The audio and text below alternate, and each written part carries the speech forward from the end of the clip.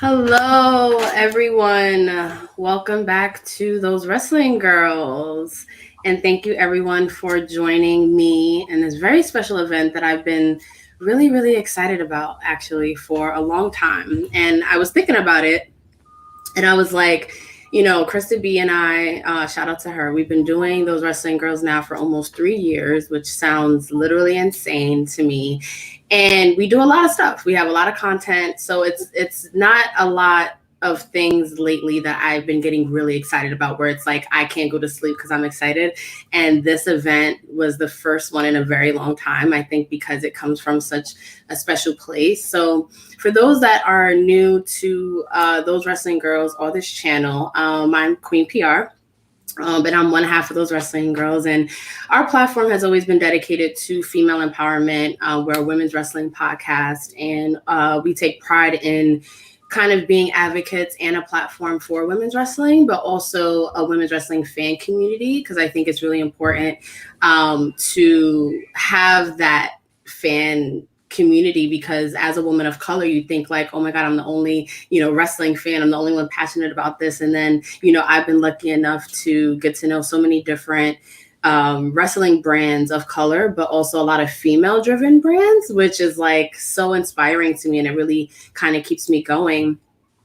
So we have bi-weekly episodes, mainly about women's wrestling, but we also have things like watch parties and giveaways and things to kind of keep everyone together. So that's why it was really hard for me to kind of narrow down this list of panelists.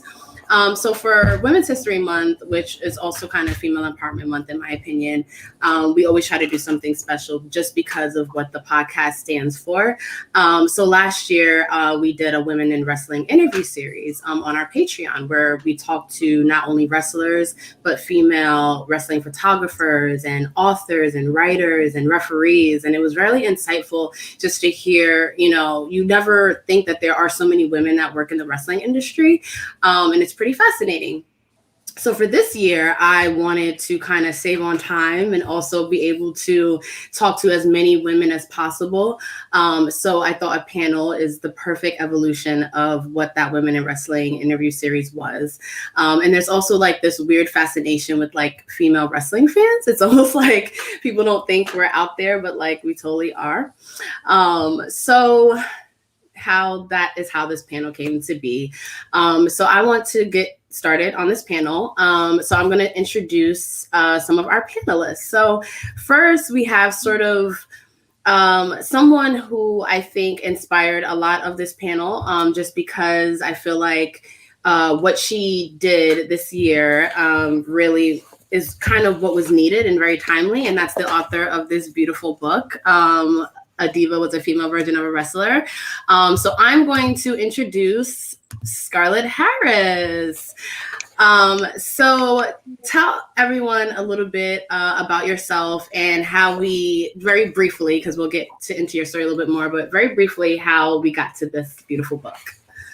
Yes, hi everyone. As Patricia said, I am the author of A Diva was a female version of a wrestler, an abbreviated herstory of World Wrestling Entertainment, which came out earlier this month. That came to be, I'm a writer. I've been writing online for about 10 years for publications such as the New York Times, The Guardian, Harper's Bazaar, Huffington Post, etc. And, I never really thought I wanted to write a book, but, this somehow came out of me. And I spent, the last year in lockdown writing it. So that was kind of a blessing in disguise. And yeah, it came out earlier this month, and the response from wrestling fans has been, overwhelming and more than I, ever could have asked for or hoped for. So that's been really exciting, and I'm really excited to chat to the other ladies today about some of the topics in the book. Awesome. So next on the panel is actually like a very last minute addition that is giving me so much life, and that's Miss Jenna. And we go way back. So I'm going to let you introduce yourself. I'm Jenna, or as people know me on social media as Miss Jenna Baybee. I'm one half of the Mixed Tag show with my co-host Blue. Shout out to him. And yeah, I'm just a woman of color that's very passionate about wrestling and discussing it with other people. To give it a brief introduction. Nice. And then we have also another surprise, which I didn't think because of her busy schedule that Krista B would be able to join us today. Hello. So thank you. And you are definitely a very talented woman that works in a male-dominated field. So I would love to hear from you on this panel as well. So I'm glad you could join us. I'm happy to be here. Yeah. So next we have Candace, who I just met, but has a lot of fun stuff going on. So I'm going to let you introduce yourself. Hey everyone, my name is Candace Cordelia. I am a backstage interviewer as well as a host in wrestling and in entertainment. I've been in the wrestling industry for several years now, working my way through the indie circuit, certainly pre-pandemic. So I have that experience talking with wrestlers, being in ring, doing some announcing, as well as with journalism. So I have a background in a lot of writing entertainment news, doing some wrestling news as well. But for the time being, I am a writer for Bustle. So if you're on bustle.com, definitely check out some of my articles that I talk about with entertainment, and hopefully I can try to infuse some wrestling on there in the near future. But I'm really excited to be a part of this panel. So thank you. Yes, we're very happy to have you. So next is another lovely duo, because those wrestling girls is a lovely duo, is Wrestfriends. And I've been really excited to get a chance to collaborate with you ladies. Your show is super entertaining. So I'm going to put Iridian on first really quickly and have her briefly introduce herself, and then I'll have Tetsi do the same. Well, hi, everyone. My name is Iridian. I am a co-host and co-creator of Wrestfriends. Teddy and I started off as a YouTube channel, and now we are also a podcast, and we've been doing that for about a year. So we give you unboxings and recaps, and we interview wrestlers, and we just have so much fun. We give you the chisme, the gossip that you need in wrestling, which I think is just so much fun. But yeah, that's us. That's Wrestfriends, and we're super excited to be on the panel. So thank you for having us on. Yes, I'm glad to have you. So now I'm going to have the other half of that wonderful podcast introduce herself. Hi, guys. My name is Teddy or Teti, and I am the co-host and co-creator of Wrestfriends. And yeah, I enjoy talking about wrestling with other fans, especially women and women of color, because I feel like we have different views in wrestling. We're also Mexican, and we love to talk a lot of shit in Spanish sometimes. I don't know. I think that's why we have so much fun doing our podcast. Yeah. And that definitely comes off. And I want to talk to each of you about kind of what makes your content unique to you, because we're all of course, women, but, most of us are women of color, and it's very important that we have that platform.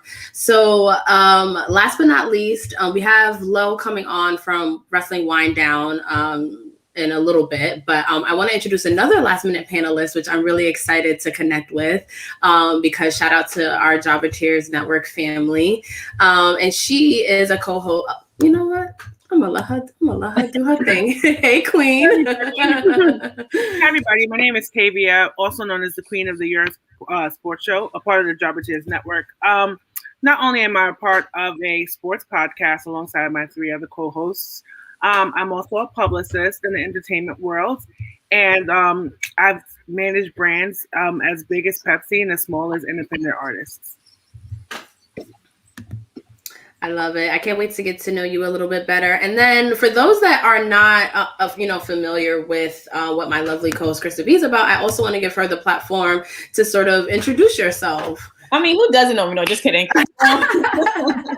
I'm Krista B, one half of those wrestling girls, as you all know. I also am a digital journalist for Hot 97 WBLS radio station. I also have my own platform called Unapologetically Eclectic. It's just a space where I shine a light on people who are really doing their thing in their respective fields, whether it's entrepreneurs, whether it's up-and-coming artists, whether it's producers, whomever who I feel like they need to get that light shine on them. That's me. That's what I do.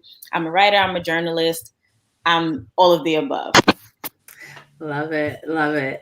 So we have I thought we had Lo, but I do want to give you the floor to introduce yourself.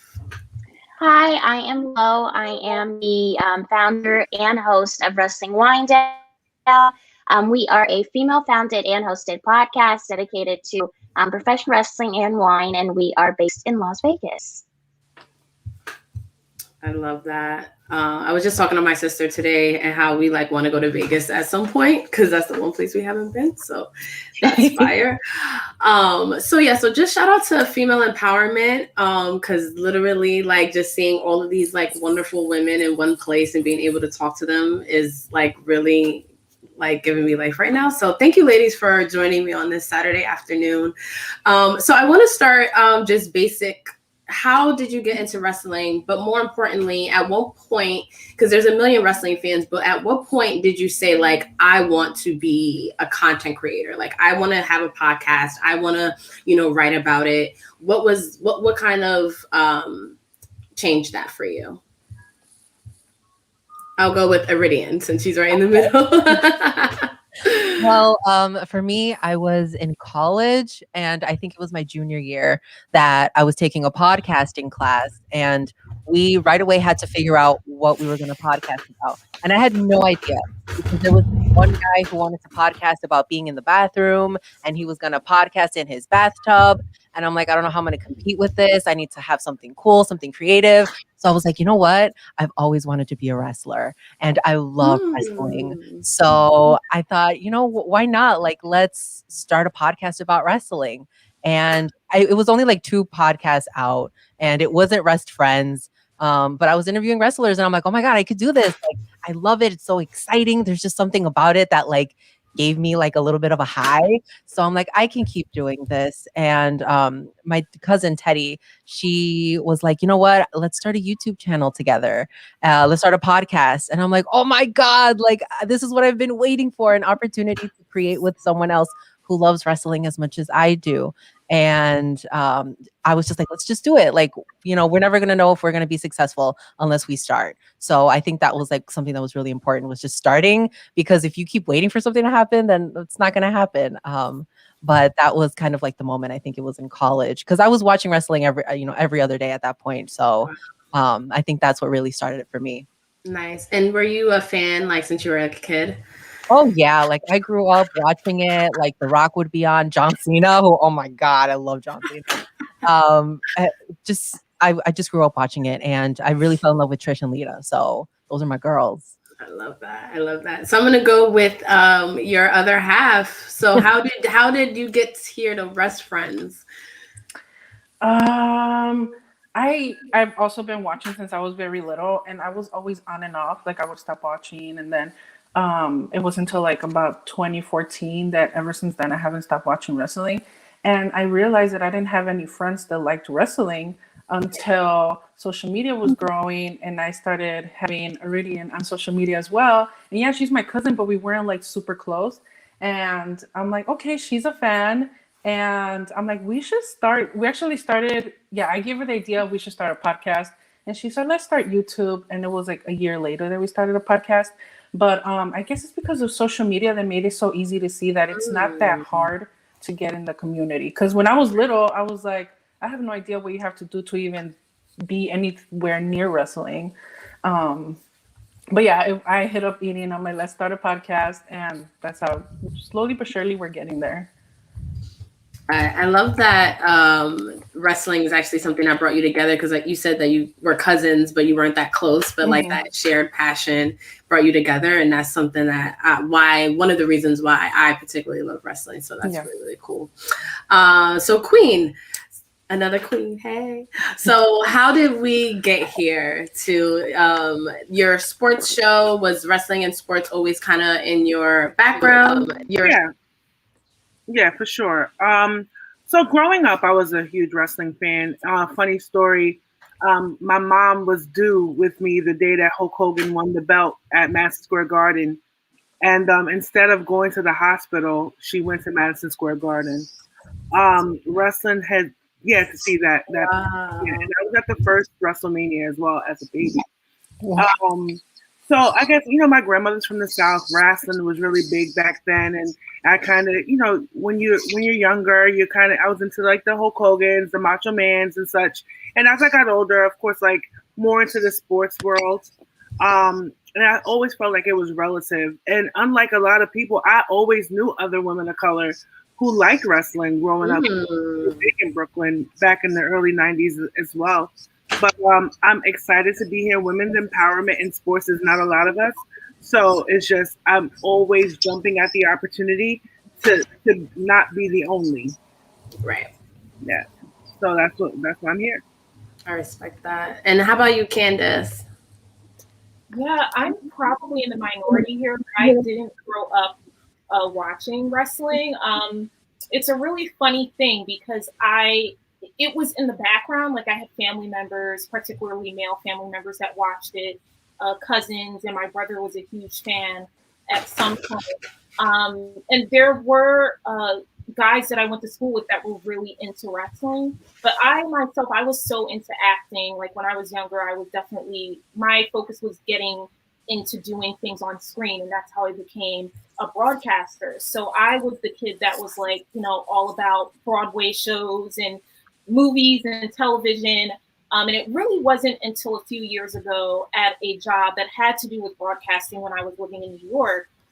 Someone that I worked with was a huge wrestling fan. And I was just so, I was taken aback at his passion. And to be quite honest, at the time, I was asking him, is WWE still around? Like, I really had no idea what was going on. So it was his passion that really took a hold of me. And then I ended up starting to go to shows in Brooklyn. And, whenever there was a show with the WWE, it really hooked me at the time. And I was kind of mad at myself because I was thinking this is perfect for me because it's a mix of athletic as well as theater. Like it's a show.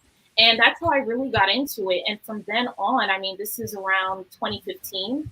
From that point, I was just hooked. Like I started watching it more on television, and I ended up getting into it as a person working behind the scenes and working with interviewing because truth be told, I was watching a pay-per-view for WWE and I saw Renee Young and I straight up saw her and I was like, I'm going to do that. And that's how that's just the type of person that I am. If I see something, I just go for it. And that's how I really got started. And my journey in the independent world, it's been insane. But honestly, from then to now, I had no idea what I was getting into, but I'm glad that I started and I'm just a full-on wrestling fan. So that's my weird and wacky journey into wrestling. I love that. And how about you? Did I get to you yet, Scarlett? No. So I'm coming up on my 20-year wrestling anniversary. So I got into it probably like a week or two after WrestleMania 17. And I've been wanting to be a writer for about just as long. I didn't really realize or think that I would be writing about wrestling until about 5-6 years ago when I started writing about wrestling, getting paid to write about wrestling. And, like a lot of you said, I didn't have any friends that were into wrestling. Like I tried to pull a few in and it was like, come on, like watch this with me. But, it was kind of like I sort of said, it was my dirty little secret. So I would never sort of tell anyone about it until I made it my career. And now I guess, I lead with, hey, I'm an author and my book is about women's wrestling. So, it's been a bit of a wild ride. But, as a few of you said as well, like social media has been absolutely invaluable in like finding my tribe, so to speak.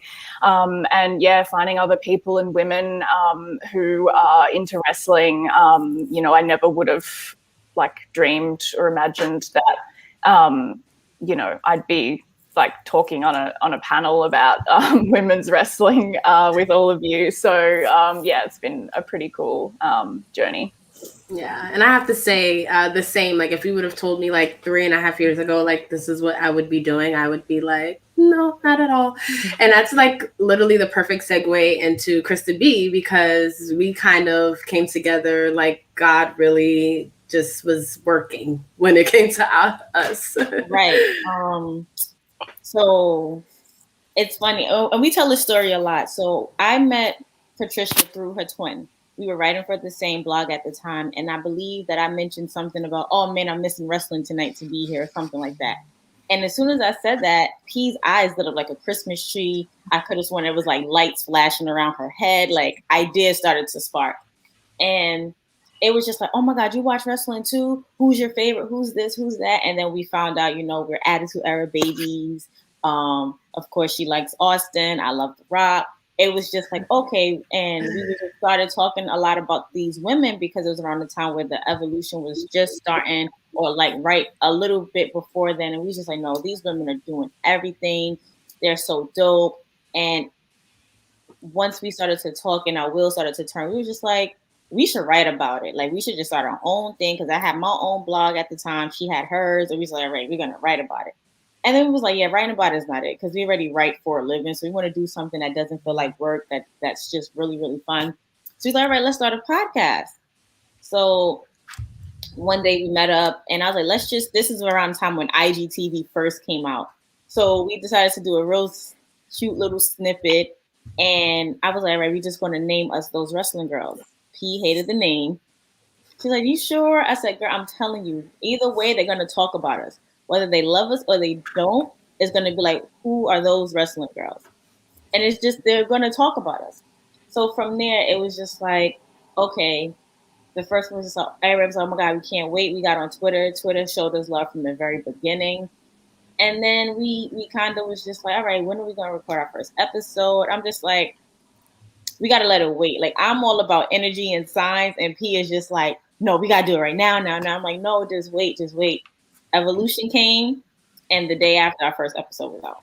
Yep. It was like perfect. And for some reason, I can't help but think about Jenna because she was one of our very first guests on our show. And it was like, yeah, so instant Jenna, energy. It really, really was. So we know your story, but how did you get into wrestling and how did you and Blue connect and create Mixed Tag Show? So, like, you guys grew up with the Attitude Era, right? So and the thing is, like, we talk about like not having many people that you can interact with in regards that loves wrestling. But I remember going back when I was like in elementary school, that was the thing, the Attitude Era, everyone, everyone picked sides, whether it's The Rock or Stone Cold. My favorite was The Rock, obviously. This is why that's we were always here. Here we go. It was Patricia. We had to, because it was going to be our show since she wasn't on the right. No, but in all seriousness, every time The Rock came out, it was just my eyes lit up, and it was just something about the Attitude Era. It was raunchy, it was like crazy, but it still had you invested. And then after a while, you get older, and it's like, for me personally, I grew out of it. I don't know, like I would keep tabs into it, but it just wasn't really my thing. And then The Rock came back in 2011. I'll never forget. It was Valentine's Day, and he was hosting WrestleMania. So that instant, like 8-9-year-old girl was like, "Oh shoot, The Rock is back." And then I didn't stop watching because I didn't want to miss him. And as I kept watching, I was like, "Okay, it's cool." And I think, Scarlett, like you mentioned, it was kind of like a guilty pleasure thing. You didn't really discuss it with people. That's how I felt at 21 at the time. Like, you still like wrestling? But, I did, right? And then it wasn't until, as you guys know, I'm a huge Sasha Banks fan. So I, got invested with NXT and everything like that. And I was just very, like, hands-on, like, just my attention was with her and the women in general. And I was like, this is cool. And I used to be a banker for Chase a few years ago. And a lot of people would tell me, you have a voice that like could be on the radio or something like that. And I thought about it a lot. And it's when you manifest things, it kind of just the universe, puts it in your path, right? So I started thinking about doing a podcast, but I thought it would be better to do it with someone, right? And bringing up Sasha Banks, Blue, who was a big fan as well, at the time when people would post in their merch and whatever, a couple of years ago, that was like the thing. And then she would post her fans. He saw me on her story and was like, this girl looks like she's from New York or New Jersey. Sure enough, I am from New York. And he slid in my DMs, but not like trying to talk to me or anything like that. But it was just like, hey, I see you're a wrestling fan. I was like, who's this guy? But then I found out like his background in regards to working at Hot 97, and he was just very good at editing and just had like his different like connections. So I was like, oh, okay, we'll see. So then, we got together, bumped heads a lot, but it wound up working. We wound up doing the skits. Like no one was doing skits at the time to promote our show. And then that got the attention of the WWE shop. And we started working with them for a minute in regards to like promoting different like wrestlers and their merchandise.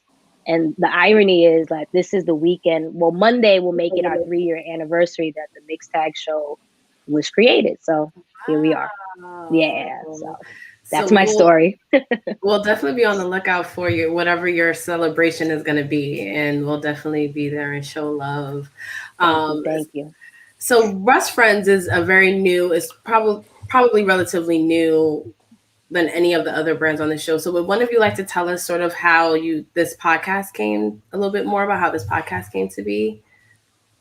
Go ahead, Wrestfriend. Oh, I was gonna let you take it. No. Yeah, so Wrestfriends, Teddy came up with the name. I had no idea what we were gonna call ourselves as a podcast, but I would always tell her that she was my wrestling friend. So she was like, oh my God, one day she just called me Wrestfriend. And I'm like, that's it. Like, that's the name. We got to trademark it. I don't know who we got to, buy it from. We have to make this work. But we started off, she wanted a podcast. And I'm like, you know what? I don't know about a podcast yet. I think I would be a little bit more comfortable doing YouTube.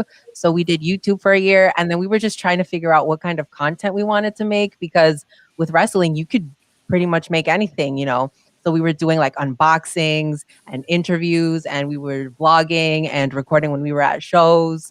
So after a year, when I got kind of comfortable with editing and everything, I was like, okay, I think I got the handle on it. I think maybe we can start a podcast now.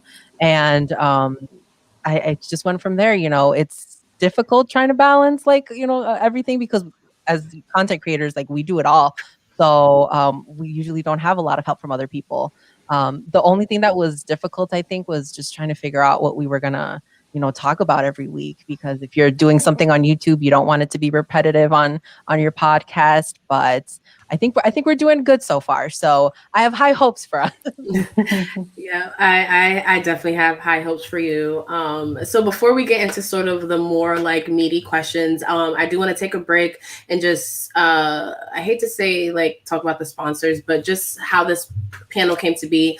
I want to shout out our family over at Jobber Tears Podcast Network. I was just on with Brian Waters, and I was talking about how I don't know where we would be if it wasn't for them, because when those wrestling girls first started, we literally had like one episode, and they showed us so much love. They welcomed us into their community and their dope ass parties from day one. So shout out to them. Wilkins, you saved my life this morning. Thank you. And then I also just want to remind everyone to pick up Scarlett Harris's book, A Diva Was a Female Version of a Wrestler. Fayetteville Mafia Press. Yep, that's right. Yep. So make sure you purchase it on that site. I also want to shout out another kind of new company, which is King's Letty Social Media Agency. So if anyone's looking for Facebook consulting, Instagram consulting, brand consulting, honestly, anything, email, newsletter marketing, please check that out. I'll put all these links in the description. So I just wanted to take a second and do that. Also, shameless plug, get our merch. Limited time only. We'll have some discounts coming soon. So back to this panel. So you actually touched on it, Queen, about being the only. And that's something that means a lot to me and Christabel as well, and why we feel like our niche, like sort of brand, being two Black women from New York City talking about wrestling is so important. Can you speak to representation in sports? You have a lot of experience in just being in corporate settings. What does it mean to you to have this sort of representation in like the sports media world? I think it means everything, especially coming up, it wasn't many of us. So we didn't have like other ones of us to teach us the ropes, show us the way, be an ally, be a confidant, right? And what it means to me, I feel like I take it as a responsibility to be that person for not only women of color, but any woman that's coming up in this media to show them the ropes. You know, my life's mantra is to always leave things better than I found it. And I think that women's empowerment is something that, you know, people talk a lot about, but people are not really committed to it. You get what I'm saying? So just, I want to be that person that's not catty, that's not, you know, playing into those stereotypes, you know, especially like, you know, with Black women or women of color, you know, the stereotypes that follow your race follow you into the workspaces too. So it's just working through those stigmas. And I feel like even now with the rise of social media and the rise of opportunity, it's important to have a voice, and it's important to have that resource and to be that person, whether it's 5 people watching your podcast or 5 million, you know. And I think that, you know, panels like this is so important. You know, look at the 8 beautiful faces on the screen, and so many different walks of life and experiences.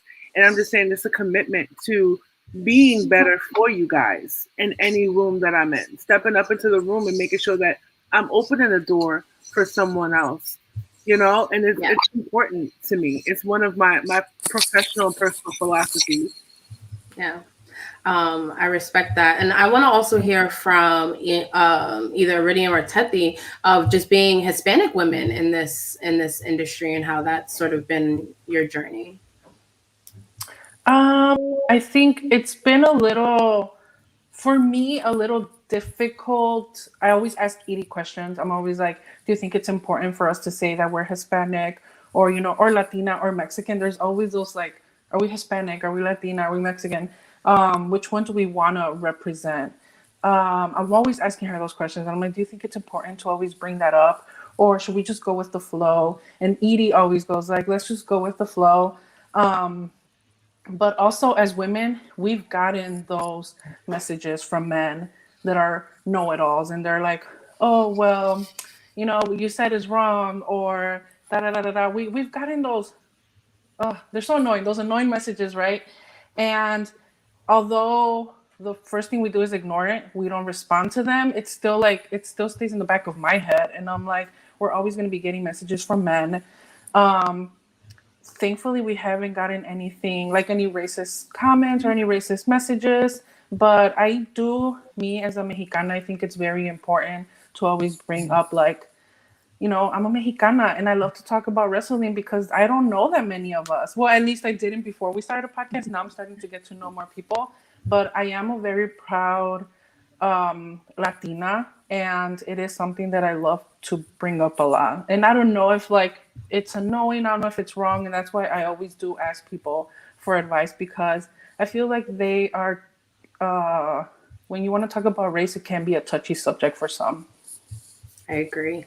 And it's so funny that you brought up like questioning that. And, you know, a lot of people don't ever have to think about that ever in their lives, of just like, do I need to be proud? Is it, you know, is it going to come off? Is it off-putting? Is it this? So I'm so glad that you touched on that. You also touched on something else, which is mansplaining, which I don't think we can get through this panel without mentioning that. So has anyone experienced that and want to like share an experience and just how it affected them and how they, you know, move forward so that we have a seat at the table? Well, I think for me, it had nothing to do with wrestling. I think it was recently I was on ESPN's Instagram page, maybe sometime last year. And I don't know, outside of Queen, you have a sports podcast, but who else is really familiar with sports? But for the All-Star game, one of the basketball players, Damian Lillard, got snubbed for the starting All-Star role, whatever. I made a comment and 2 hours later, I have like 300, 400 likes and comments from I wouldn't even say men, but just boys trying to tell me, oh, you're just a casual. You haven't been watching. Right. Meanwhile, I've been watching sports since I was 4 years old. So you can remember. Exactly. So it's just in every aspect, it seems like, especially when it's a male dominated, like, I guess, industry, you're always going to get men trying to mansplain.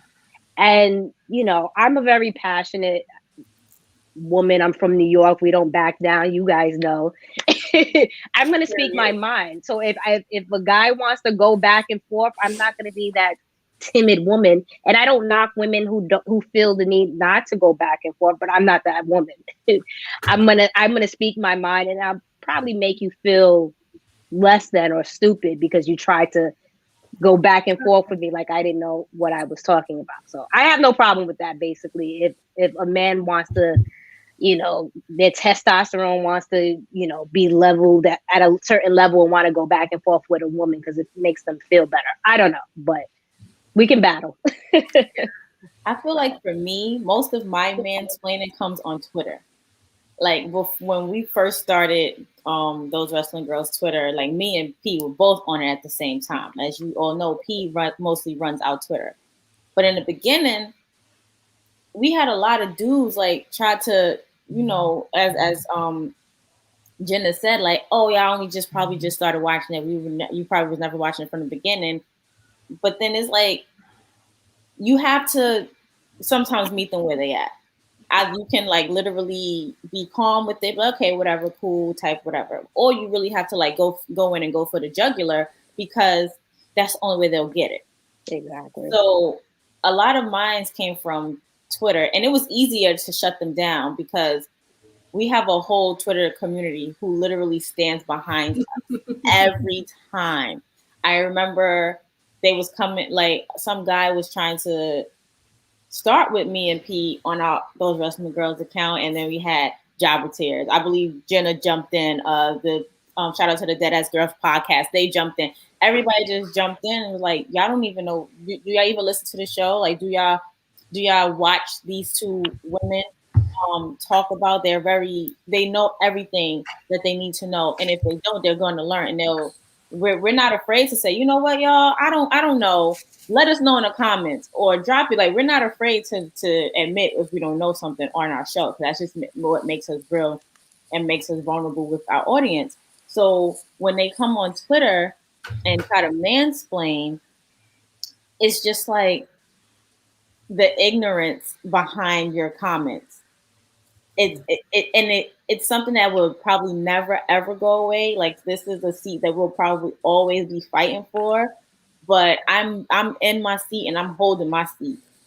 So the mansplainer on Twitter, that's for they're hiding behind screens at the end of the day. Exactly. It makes it that much easier. Yeah, and like you don't even have your real picture as your profile. Like, you clearly like you don't love yourself enough for me from your reaction. Like, at this point, like the reactions don't even matter. Like, I'll see something and I'm like, what's going on? Because I'll see something and I'll feel like, are they coming for Pete? Like, because as we know, I'm the more rah one. She's the more timid one. It's just like, they're not coming for her. That's what they're not doing. And then she'd be like, girl, don't worry about it. I got this. It's instant block, delete, cool. All right, no problem. That's so true. So I want to talk to the two writers on the panel, Candace and Scarlett, because you guys work in media. You guys write for some pretty prominent sites, and at least the wrestling media world is very white man. Like, when I got back into wrestling back in 2017 and I wanted to like get as much content as possible outside of the network, and I would go on YouTube, and it was always just all the wrestling podcasts, all the YouTube channels was all like white men. And I was just like, okay, like I would love to hear a perspective from someone that looks like me from a woman's perspective, which is why Krista B and I did what we did. But I would love to hear your experience of being women in like that more writing media lane. Do you want to start, Candace? You can go, Scarlett. Okay. So following on, I guess, from what Krista just said, like the mansplaining on Twitter, man. Like, I remember I had an article go viral a couple of years ago about Ronda Rousey, and just like the people in the comments, it's like, did you even read it? Like, come on. But I guess like I kind of carried that ethos into my book, both because so many people, and specifically men, will come at you and be like, well, did you know that blah, blah, blah, or well, did you take this into account or whatever. So I think you'll find that my book is like very heavily sourced just like for that reason, but also because I find that a lot of wrestling books aren't. And some other books as well, but it's like, you know, you're reading, oh, blah, blah, blah said this. And it's like, well, where can I go to like hear that interview or read that story or whatever? So I, from that perspective, I wanted to just make sure that I'd like covered my ass. And, you know, that while the book is more of like cultural criticism rather than like a straight history, and there are plenty of other books, you know, in the wrestling writing canon that I like that. You know, I wanted to make sure that my arguments were backed up with like, no, this is what that person actually said and so on. So, yeah, I don't know if that answers your question, but that's my 2 cents. Yeah, it does. Candace, do you have some insight? Absolutely.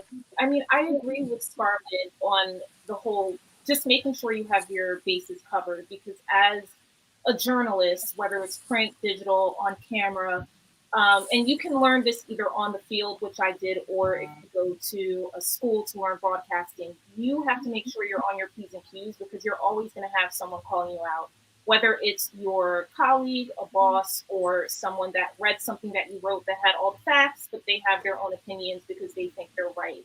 And this is something that I learned, you know, just writing for other publications like for Daily News, Entertainment Tonight. I mean, you have to have thick skin. You really can't come into the business, whether it's wrestling, journalism, in the media itself. You can't let everything get to you, because if you do, you know, I'm not trying to be saying this, but you won't make it. And I learned that really quickly, and I'm glad I did, because the things that you see and read and hear, you could take that personally and it can destroy you. But especially in wrestling, I mean, I started off writing for Diva, if anyone's familiar with Diva, which was an awesome experience. And my experience with that, I didn't get any blowback, but I could tell a lot of people just from the comments are so passionate about wrestling.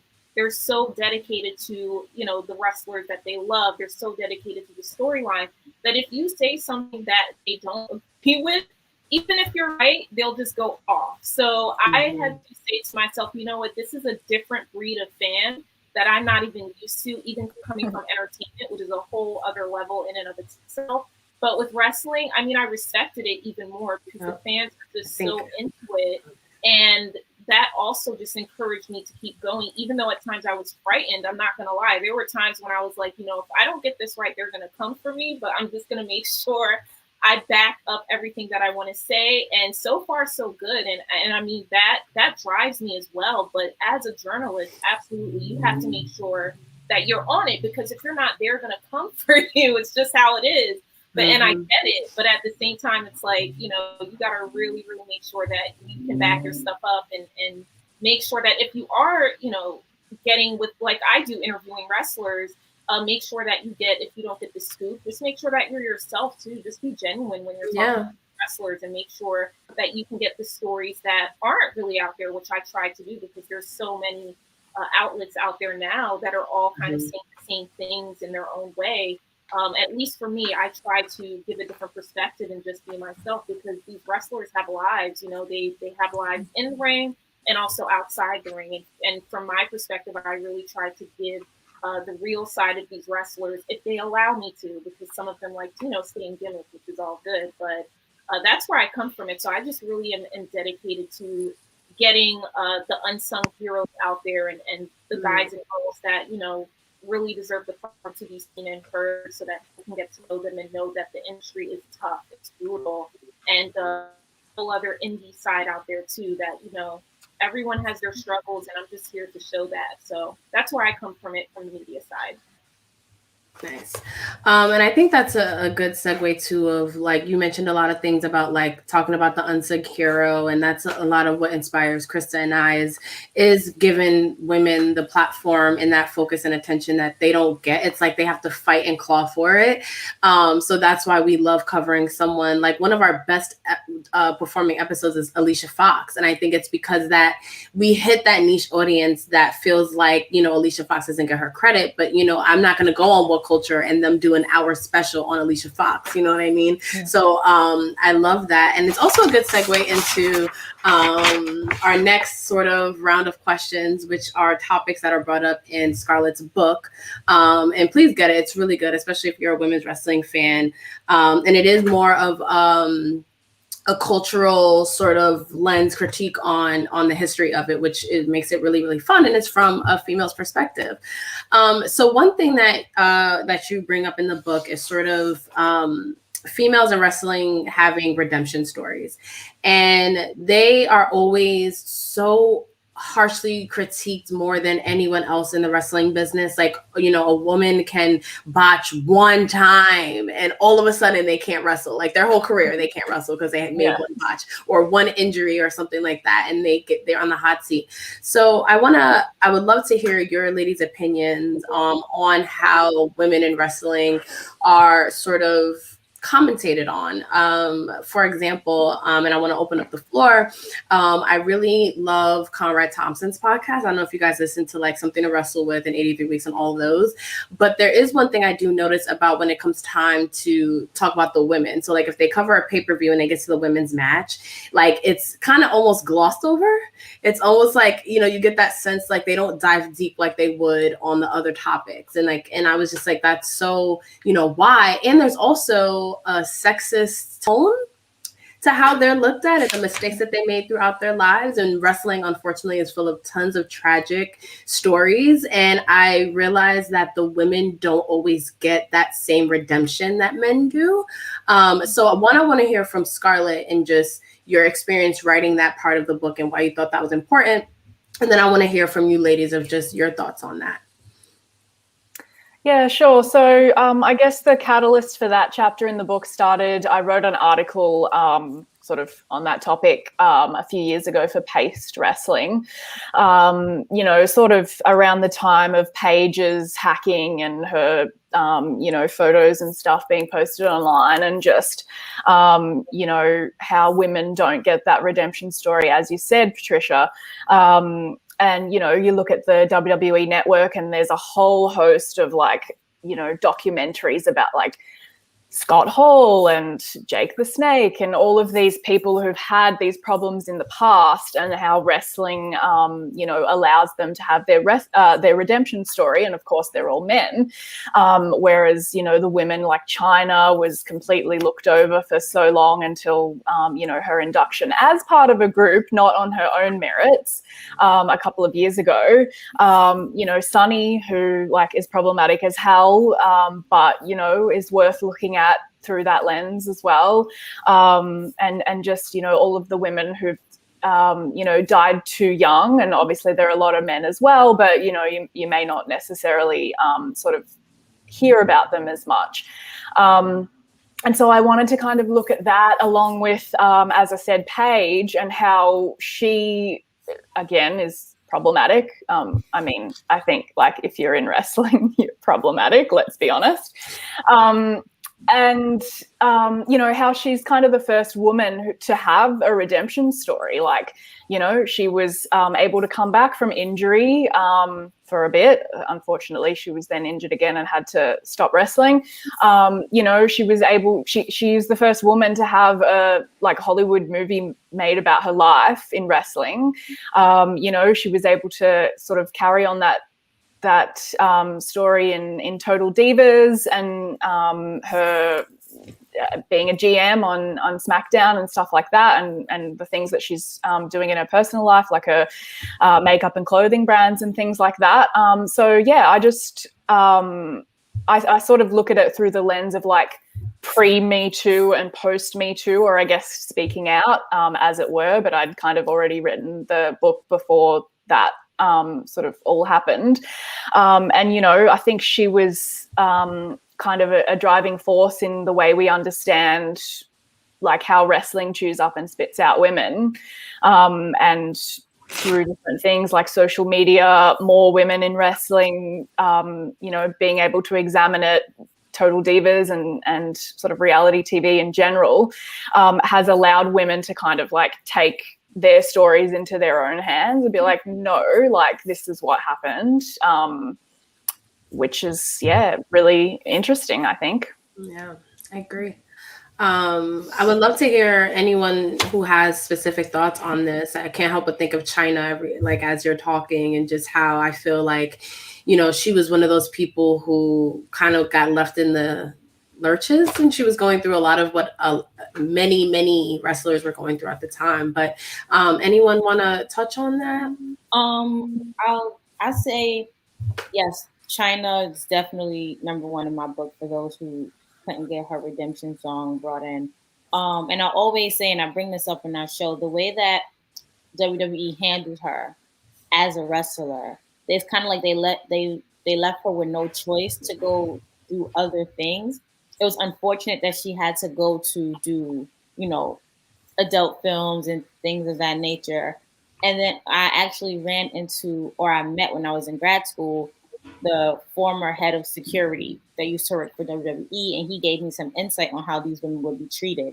It was a point in time where Mickie James was now on TV because they were talking about how big her behind was.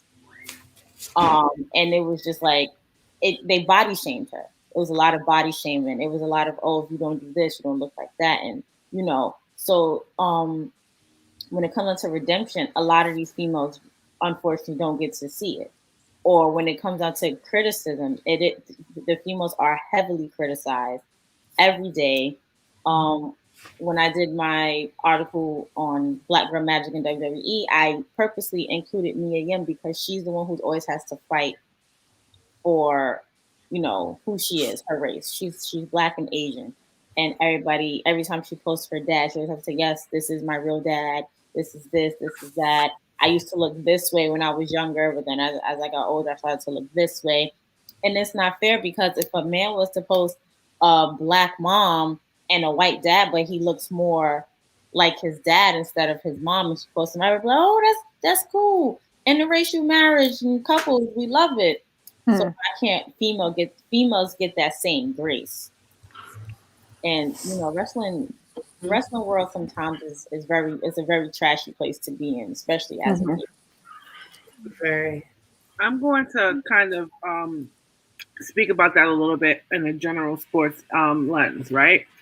When I think of how certain women athletes are treated, I think about Serena Williams. Yeah.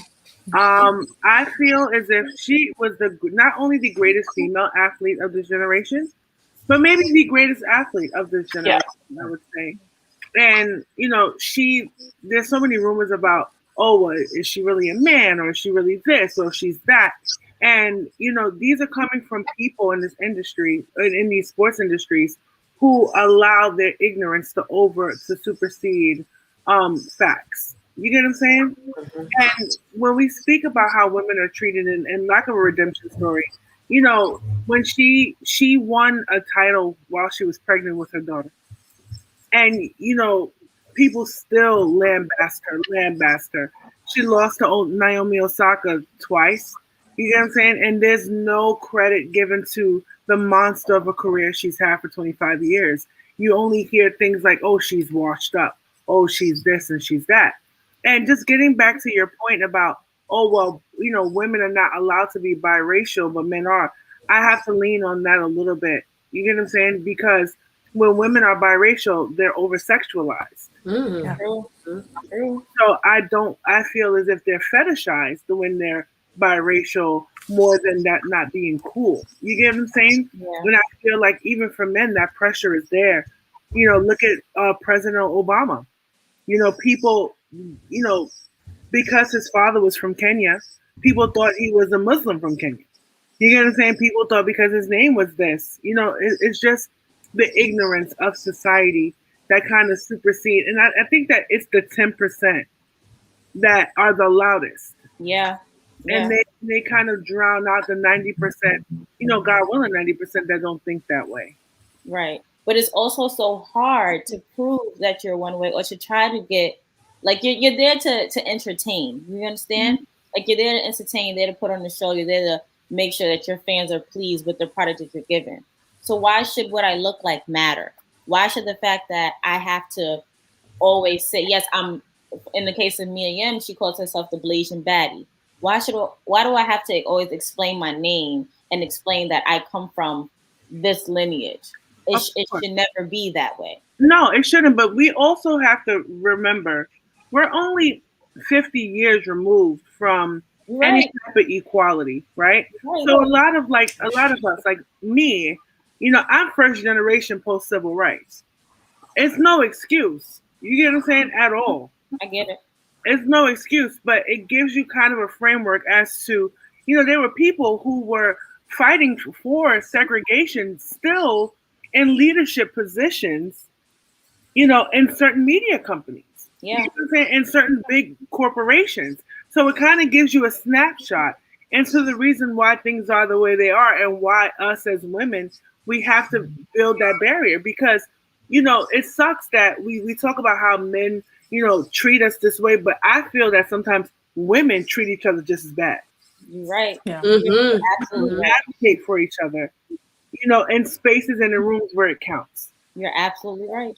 And not to even continue, because I know we were discussing one thing, but me being someone who's biracial, I'm Black and Puerto Rican. So I understand from Mia Yim's standpoint of trying to prove yourself. So now you're someone who's biracial and someone in a male dominated industry that you have to go above and beyond to prove yourself, or like this whole redemption story thing. It's a constant battle that we have to deal with, and it's unfortunate. And like you said, we are only 50 years removed from everything that we've been through, but it sucks that in 2021 this is still a topic at hand. Yeah, of course. It's really unfortunate. It's really unfortunate. Of course. And then when it comes to redemption angles for women, right?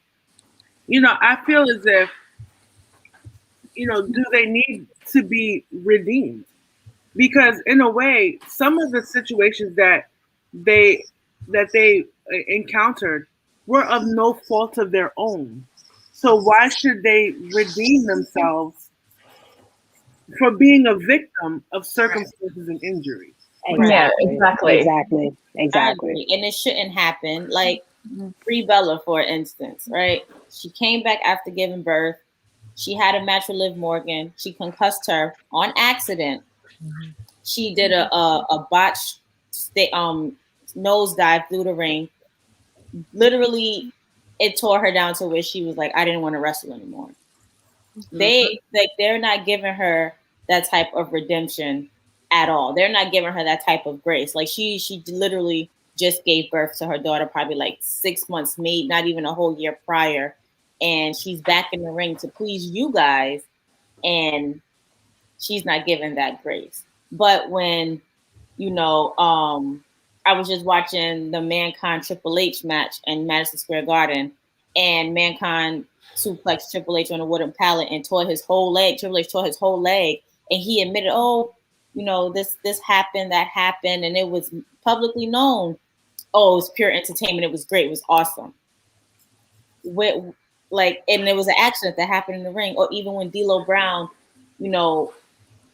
powerbomb draws, and now he can't walk. He can't walk. He can't walk at all. He's a whole quadriplegic. I think I said that right. Sorry. And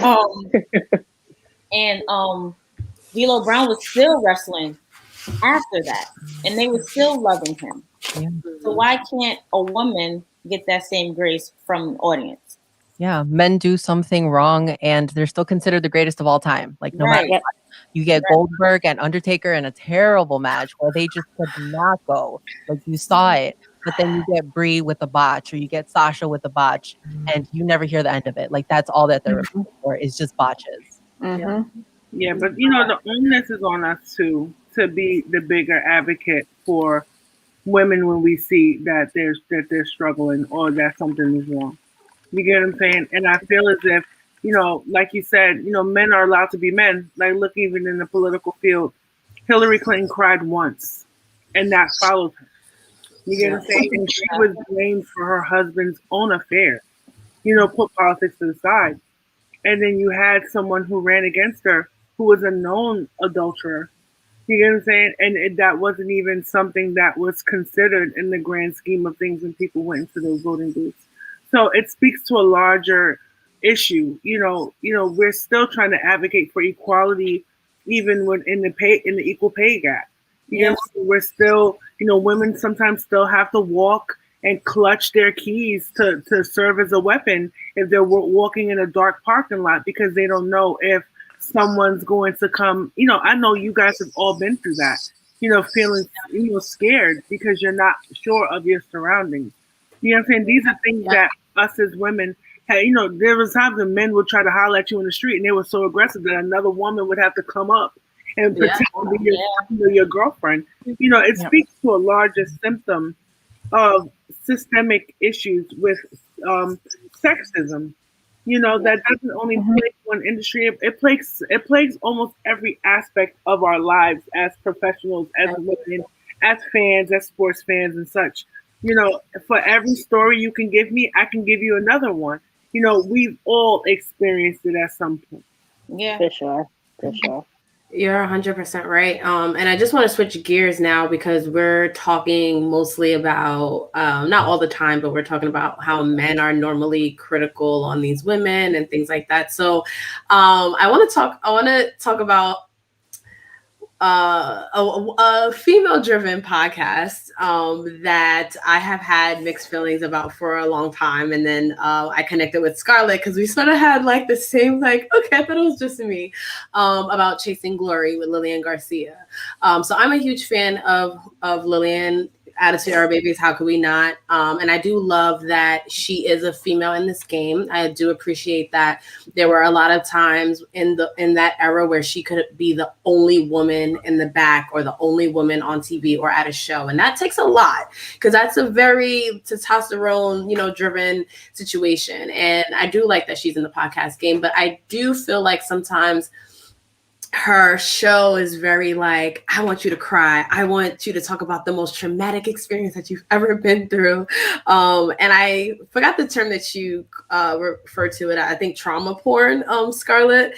So I want you to briefly talk about that perspective. And if any of you ladies have any thoughts on that and how, just in the context of things of that being a female platform, but then also maybe not, my favorite all the time. Yeah, so I'm probably not as big a fan of Lillian Garcia as you are, but I will say that, she's carved out her own niche in the overwhelmingly male wrestling podcast world. But I sort of think that in doing that, she, as you said, it's like you have to go on it and you have to cry and you have to bear your deepest, darkest secrets, trauma porn, as it were. And, I think on one hand, talking about those things, you don't often see that in wrestling, and that's something to be commended. But in another, it's sort of, it's never enough. For example, Alexa Bliss was on there talking about her debilitating eating disorder in her teens that almost killed her and put her in hospital several times. And I think Lillian was like, oh, so what else happened in your childhood that was, bad? It's like, is that not enough for you? And, that really rubbed me the wrong way. And a couple of other things that I write about in the book, like there was an episode with Sonya Deville, and she, who's, the first openly gay woman in WWE. And she mentioned on the podcast that her sister is also gay, and Lillian was like, oh, so was that, how do you think that was something to do with how you were raised?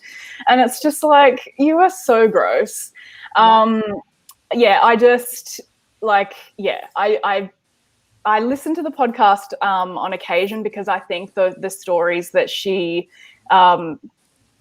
illuminates are important, but I just wish that it was like someone else, or that she would take a class in sensitivity or something, because some of the things that she says are not cool. Yeah, Jenna, I saw you reacting.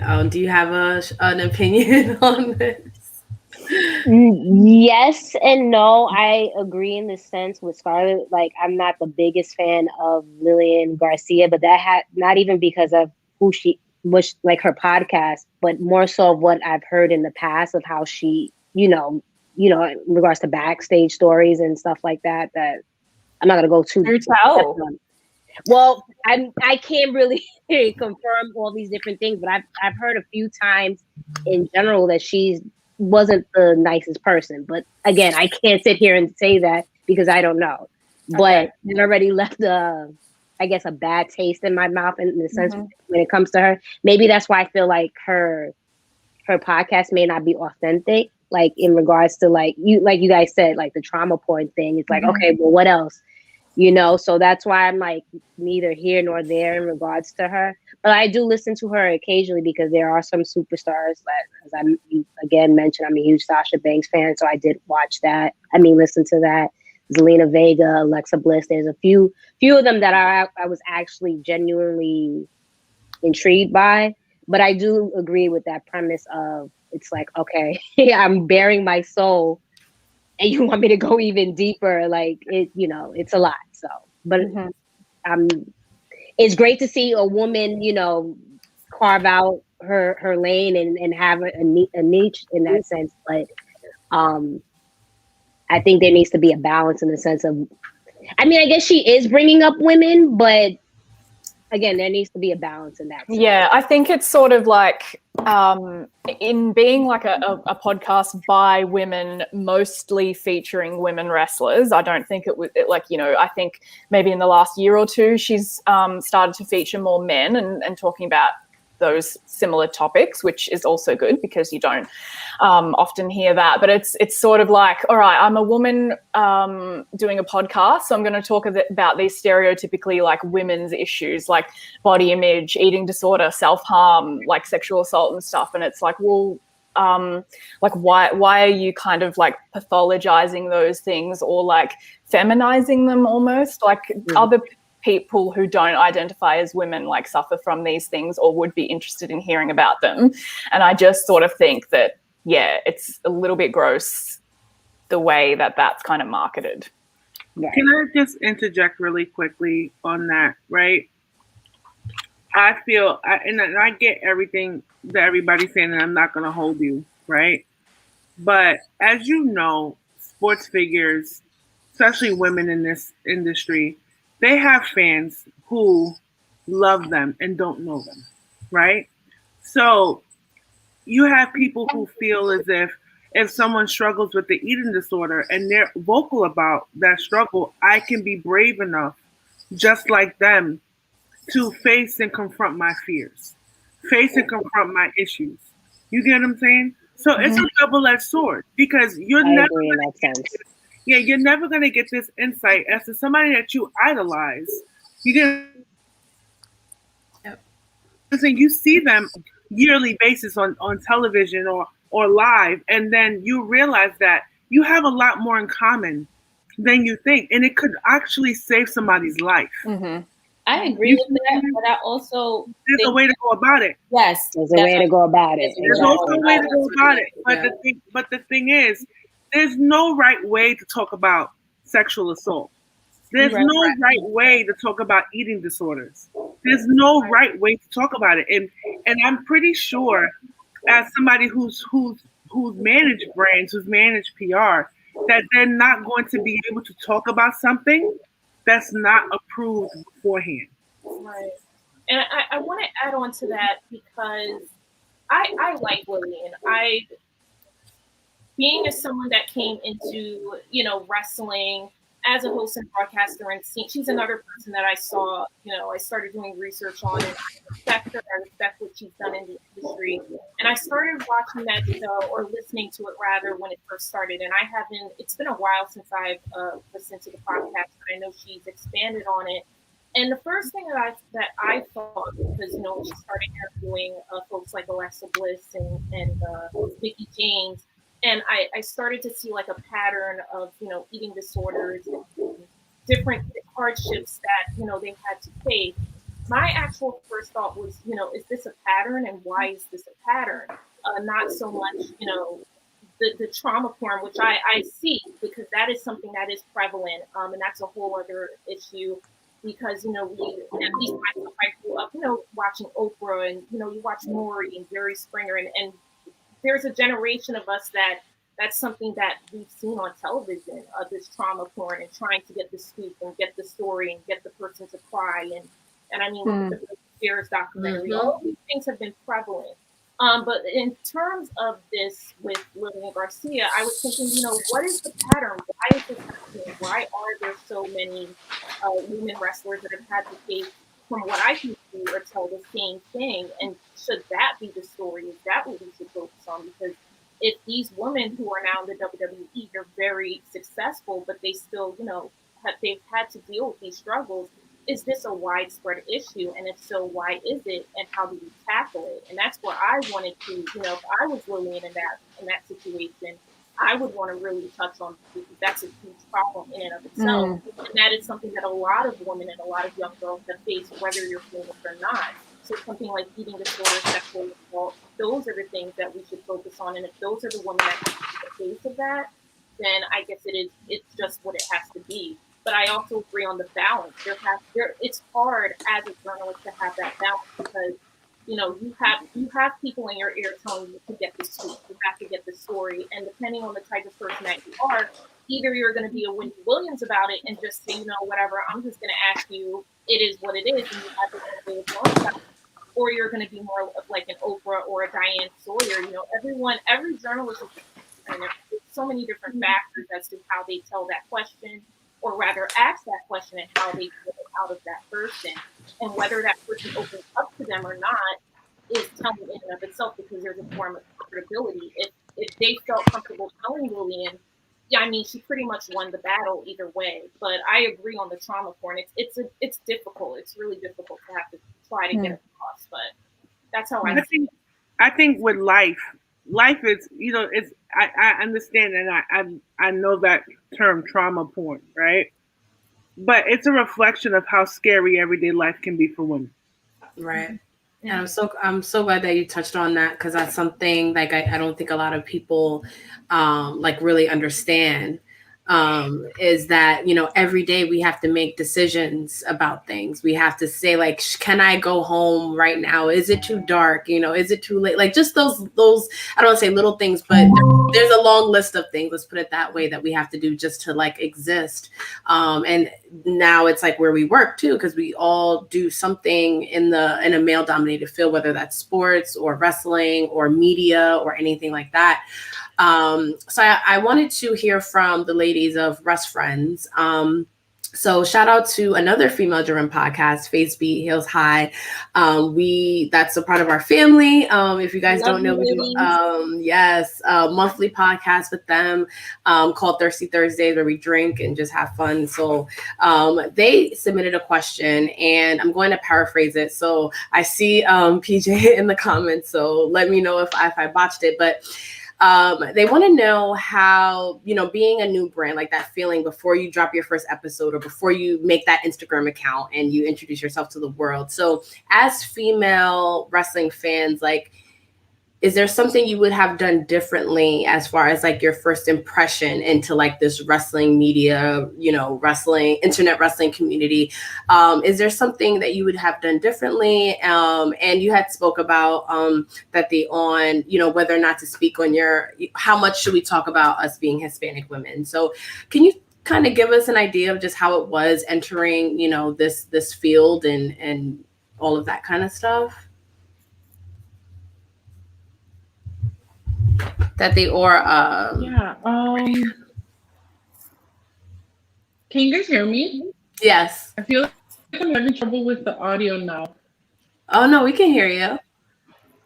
Okay. I don't know. I'm trying to think if I don't know. Do you want to take it? We'll think about. I don't know if there was anything different that we would have done, because we like prepped for months before like this happened. We had talked months before we even released anything related to Wrestfriends. I don't know if maybe because we were like scared or nervous about like what our family was going to think, and if they were going to be supportive or not, or what our friends were going to say, and if we were going to be accepted into the wrestling community. Because before we joined, we didn't know any other women who talked about wrestling. We were like it's just us. So fortunately, we were very thankful that a lot of men who had podcasts were accepting and were very supportive, because I thought that it was just going to be downhill, that we were going to put out an episode and we were just going to start getting our Twitter reported, our Instagram reported, because it was just going to be so much hate. But we're very lucky that we were able to find a lot of women who loved the sport as much as we did and who were willing to collaborate and to work with us. And I just felt so supported. And I still feel so excited to every day meet more women in wrestling, because I feel like there's more of us and we have so many great stories to tell. And I think that I really don't think we would have done anything differently, but it's just, I don't know. I'm still so excited, but I'm glad that we're not getting like hate mail and like death threats. We have a little story about some guy who was a little shady, but we don't have to talk about him. He's forgotten. He's blocked. Yeah. We have that problem too, where like we have instances with like, douchey guys on like Twitter and stuff, and like we want to talk about in our show, and we have this battle where it's like, do I want to give this troll attention and like energy to talk about it? And then Crystal B's like, no, we're going to talk about it, and I think it's important to sort of share, like the experiences that we go through with this sort of thing, especially on wrestling Twitter is insane. But we have a funny story, actually, like kind of how we got started. Do you remember when we used to tweet for that random wrestling account when we first started? And so we like joined this, like one of those like wrestling accounts that have like tens of thousands of followers that just put out random tweets all the time. So they were looking for like contributors to just tweet and add to that. But all of their stuff was like, Charlotte's boobs, how they jiggled when she did this and did this. So like, I was like, one day I was just in the group chat. I was just like, so blah, blah, blah, blah. Needless to say, they changed the password on us. I think that being on that account, now that son, I forgot about that. I know, I wrote it back. I think that's also a reason as to why we structured our show the way we structured it, because we were tired of seeing these phenomenal ass female wrestlers being over sexualized. They're being looked at more for their assets instead of their talent in the ring. And I kind of want to piggyback on PJ's question. I don't think there was something that I would want to change from when we started. Of course they were nerves. And I feel like the nerves mostly came from P trying to decide a new name for us more so than anything because she hated the name. And I really like, girl, no, this is it. Like, it's those wrestling girls. You gotta remember she's the Austin fan, so her opinion is not that. I'm kidding. I'm sorry. I don't want to start beef. I'm sorry. I'm gonna go on mute now. Nothing has changed. Nothing. I mean, why would it? Why should it? No, but the nerves were there, figuring out the name. But P, what I love about P is I was just like, yeah, let's just go do it. I just got graduated from journalism school. I know what I'm doing when it comes down to this. P is so strategic. Like, she strategizes. I'm more of a I think this is why we kind of mesh well. She's a Capricorn, I'm a Pisces. She's more firm, and I'm more like go with the wind, earth, like water everywhere. So it's just like she's so strategic on how we plan things. And I was just like, yo, we need to do it this way. She's like, no, let's do it this way. We literally wrote down everything that we wanted to do on what we wanted to speak about. She did the research. I looked up names. She looked up stuff. Like, we literally strategized everything. So once we made that Instagram, remember we were leaving Brick, walking out, making our Instagram, making our Twitter, all of that. And we was just like, oh, well, that's it. Those wrestling girls is out. That's it.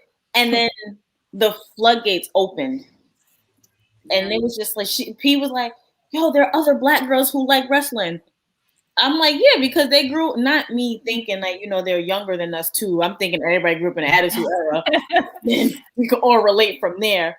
She's just like, no, like younger than us, want to support us, older than us, they love us. And then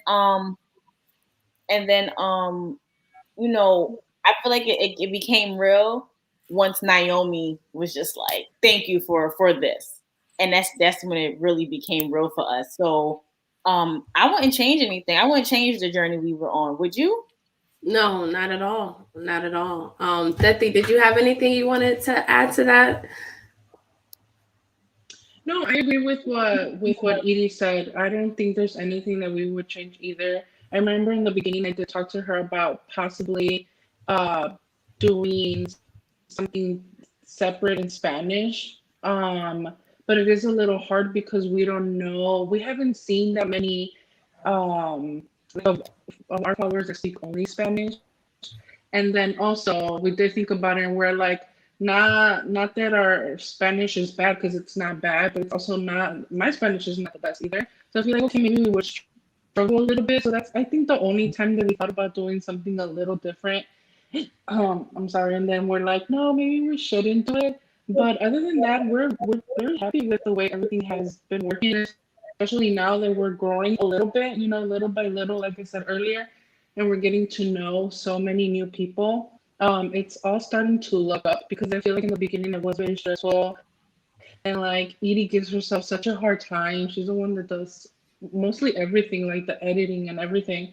And she was like, I don't know, we're not seeing so much growth, you know, we're not getting that many followers. And I'm like, just give it a minute. Like, you know, I think we'll get there someday. And here we are, just little by little, getting to know more people and just expanding. And even if we don't get all these, to me, the way that I see things, if we don't get that many views or that many followers, as long as our people that have been there since, you know, since day one or whatever, as long as they're enjoying the content.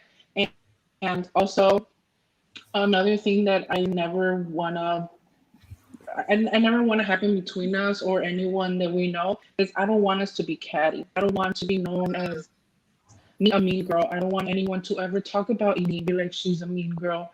That to me is like my biggest goal. I don't ever want anyone to be like, oh, those girls are mean.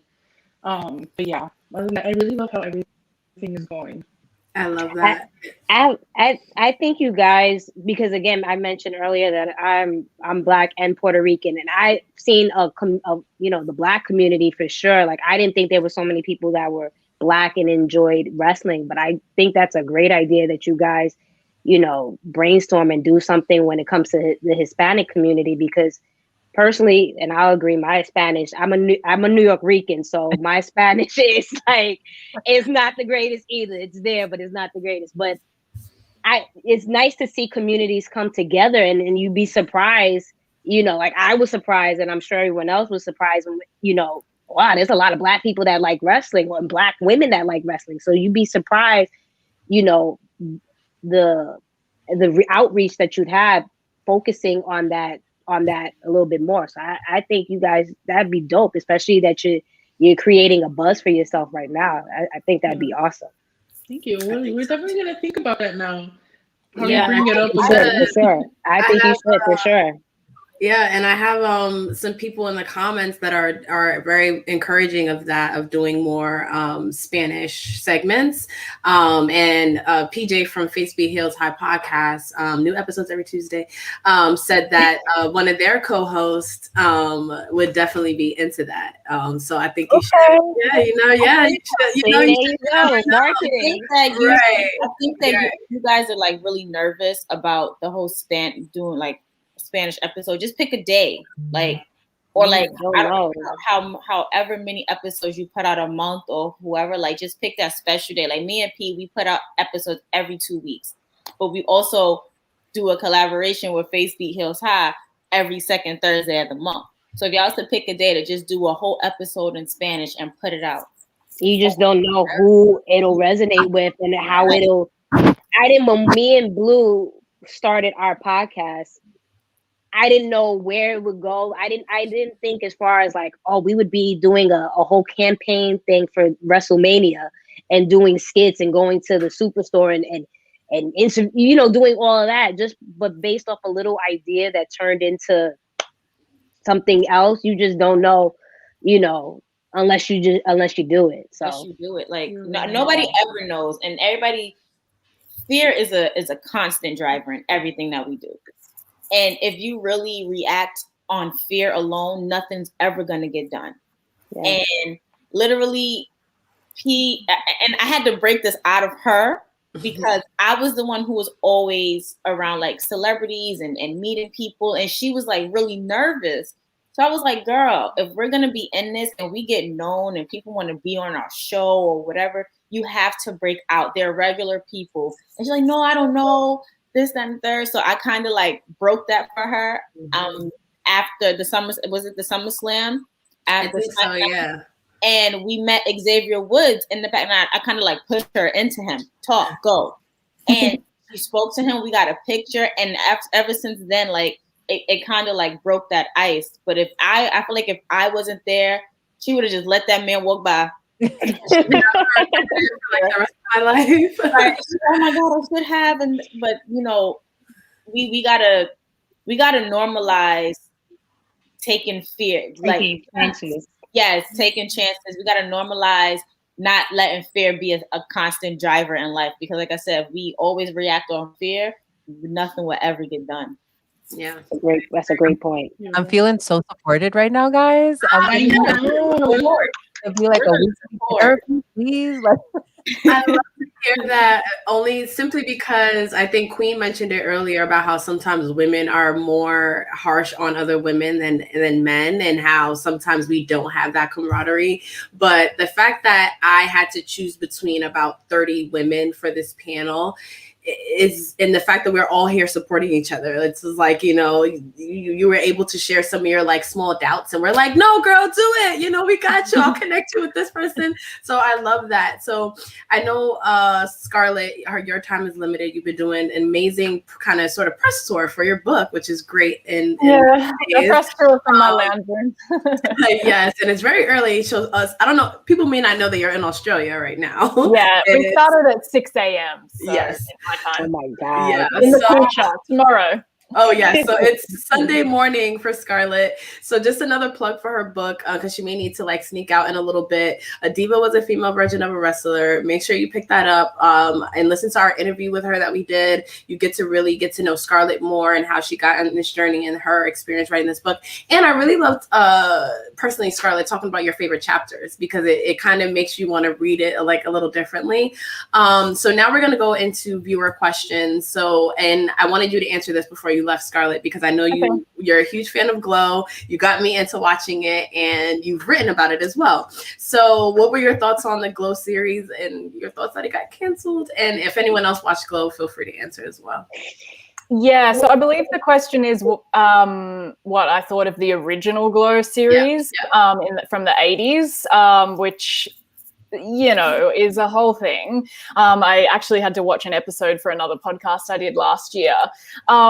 And, you know, it's not good, but I do think that, you know, the focus on character and, well, the fact that it was like a women's wrestling show, you know, aren't things to be overlooked. You know, I think that there are links to some of the things that we see in women's wrestling today. But yeah, as far as the Netflix series goes, I mean, I loved that, and I was so sad to see that it was cancelled. But the silver lining is that got me my first New York Times byline writing about the cancellation. So, you know, I guess there were some good things that came out of that. But, you know, I'd love to see like a movie or something like that. Like, it really pisses me off the fact that, you know, the reason that it was cancelled was because like wrestling isn't safe yet. All the wrestling companies are still operating. So, you know, but yeah, that's my thoughts on that. And yeah, I might take this opportunity to duck out just because I've got to prep for another podcast, do a costume change, etc. Get breakfast since I got up and did this straight away. But yeah, I just want to say thanks for having me on. Thanks for featuring my book and like choosing me amongst, you know, all of the other women that you said we're interested in doing this panel, and it was such a great opportunity to meet all of you and get your insights. It's been a really awesome panel. So thanks again for having me on. Yes, thank you, Scarlett. And have a beautiful day. Thanks, guys. Bye. So one more question, whoever wants to answer this one, is about fantasy book. Oh, go ahead, Queen. I may be aging myself a little bit, but I remember the original Glow. Oh my God! Did you watch it? What were your thoughts? Yeah, I mean, I was a kid, right? And it was like the first time you saw all women wrestlers actually, wrestling in the ring. Because back then, when you think about the late 80s, you get what I'm saying? Like, you only had really like Miss Elizabeth and Sensational Sherry, Sapphire. They weren't really wrestling. Or you had the Fabulous Moolah, or you had Wendy Richter. You get what I'm saying? And women's wrestling was so sporadic. So to have Glow, at the time, it was seeing women, seeing the character development. It was a little, you can't look at Glow with 2021 eyes. You have to look at it with 1980s goggles. Right. What it is. I feel like, so of course, I've never seen the original series, but I did watch the documentary on the original series. And although at that, it's like for us watching Mighty Morphin Power Rangers now, opposed to the 90s, you're like, why did we watch this? Like, what? For sure. Wait a minute. But I loved how they kayfabed like everything. I love how they literally, if you were a heel, all the mean girls was in one room or one side. If you was a baby face, all the good girls was on one side. And then I love how you like had the tweener, and I love how in the documentary they chronicled everything. Like they left nothing untouched. The injuries, the shows at flea markets and things of that nature. And then for it to come to Netflix, I was like, yes, I get to watch it. I get to see who's what. And I like to watch the documentaries and learn the backstory before I go into something that I don't know much about. Because I didn't know there was an all women's wrestling ever. I'm just like, I thought the Evolution was it. I think Ivory came from there. Ivory was it. She was Moretti, something. She was a good girl. Like she was like one of them rich prissy girls. I remember that. I remember her there. And Machu Picchu. Yes. Oh yeah. She actually passed away when I was talking about when I was first talking about Glow in grad school, and it was like, oh my God, did you hear that she passed? I said, no, I just watched a documentary on her. I don't know what you're talking about. Like I was so upset. But because of those ladies, we got what we have now. Like they paved the way so that they can never go overlooked. I feel like another episode's coming up. We're talking about later. Yeah. We can never overlook those ladies. No, definitely not. So now, of course, a lot of people sent wrestling related questions. So we're just going to switch gears a little bit. So whoever wants to answer this particular question, how would you book the 2 days of WrestleMania this year? Sasha Banks and Bianca Belair needs to main event WrestleMania. Yeah, they are. That's it. That's it. They are. Oh, I hope no continuation, like a botch on Saturday, then a finale on Sunday. I'll take that. I'll take that. But that's Bianca's birthday weekend, so they have to make it big for her. Yeah, they have to make it big for her. But that's a history-making moment. Yeah, sure. It really is. To really acknowledge two Black women will be main events. I can't even think about it. It just gives me like chills, like all over my body. And then for Sasha to be a part of it is just like, I can go to Mania. You already know how I feel. Yeah. Are you going? I'm putting it in the universe and manifesting that I'm going. Yeah, it was hard to get tickets, but I haven't given up. I'm manifesting that I will be there, especially to see that. I have to see that. I'm vaccinated. There's no at this point. Yeah, I want to go. So. I'll wear a mask. I'll sit in the back as long as I'm. I wear two masks, and just to be on the safe side, I won't. I don't even have to hang out in Tampa. I just need to be there and see that. Need to be there. That's definitely. it. That is it. Wrestfriends. Exactly. What are you looking forward to most for WrestleMania? Sasha Banks and Bianca. It's literally, Let's go. Let's go. I need it on Saturday. I need it on Sunday. I need a preview on Friday, and I need everybody to talk about it on Monday. All week long. This is what I've been waiting for. I cried when Bianca won the Royal Rumble. I was ready for it. That was awesome. Oh my God. And I'm so excited that there's going to be audience, that there's going to be fans, because last year's WrestleMania was kind of sad. Because it was so sad. I didn't. But they did the best they could. Yeah, true. But I was pausing extra louder just in case, so I could hear it, so I could feel good about myself. But oh man, with an audience, it's just gonna hit so different. And you know what? Oh my God. You know what sucks about that? I had ramp seats last year. I had ramp seats, and I was ready to go. And then COVID happened. That was my first time sitting ramp at WrestleMania, and then COVID happened. I was like, so they should honor your last year tickets for this year. They should just honor. I agree. They shouldn't, but whatever. No. Yeah, right. Reach out and write a letter. We have floor seats. Floor seats. Yeah. Oh my God. All right. I'm not gonna think about it. It's fine. It's fine. Whatever. Right. We can put good vibes out there for you. Candace, who is your favorite wrestlers? Is this of all time? Yeah, let's say past and present. I've mentioned it about several thousand times on this panel, so I think we're good. Okay. I'm good. Candace, how about you? Each of my favorite, oh my gosh, there's a lot, man. Like, I'm just gonna say, like, John Cena. I'm gonna go with men first, and then I'll do women. Like John Cena. Gosh, what other men? I'm gonna say the New Day, all of the New Day. I can't just say one or the other. I like them all. I want to go with, because I'm so entrenched in the indie scene, so I'm gonna go with like some indie folks and really just push them out there because I think that's important. So I'm gonna shout out my friend Darius Carter because I think he's fantastic. I'm definitely gonna also push out. I'm trying to think of folks like on Impact and stuff like that. I'm gonna do like Bay. I like him. Woman. Let's go with the woman. There is a lot. I'm always gonna say Paige. I'm never not gonna say Paige. Paige, Natty, Naomi, Sasha, Bianca, Bayley. I'm gonna also go with some AEW women. Nyla. Definitely Britt Baker. I have to shout out Britt because that match, if anyone saw that match between her and Thunder Rosa, that I heard it was amazing. Crazy. Both. I'm gonna watch it later, actually.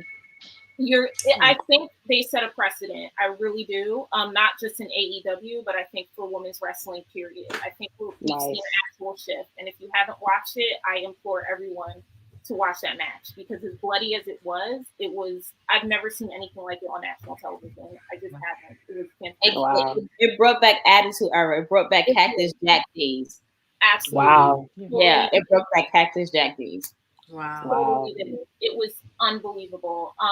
And then some other women like Taya Valkyrie. I have so many favorites. I like her a lot. So fun fact about Taya, she actually had a role in the upcoming season of Glow before it got canceled.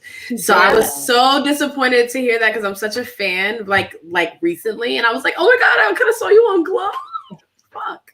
Yeah, I have so many favorites. That's such a tough question because I can say so many people, but I just threw those out there. So I'm not going to talk anymore. So I don't know Queen and Iridian and Thethi, so I want to know your favorite wrestlers. My favorite wrestler of all time, male, is Brian Pillman. Ooh, he's wow. I've never heard anybody say Brian Pillman. Right. I was a huge Brian Pillman fan from the Flying Brian Pillman, Hollywood Blondes, just his run with the Four Horsemen. I think he's one of the most underrated professional wrestlers of all time. Yeah, his career, he was gone too soon. Yeah. I am also a fan of his sons. Yeah. So I would say that. And on the women's side, I was a huge fan I was one of those girls. You know, you were either a Miss Elizabeth girl or a Sherry girl, and I was always a Sherry girl. So Sherry myself. Love that. That's awesome. Well, for me, I love John Cena. I've always loved John Cena. I don't think that's going to change.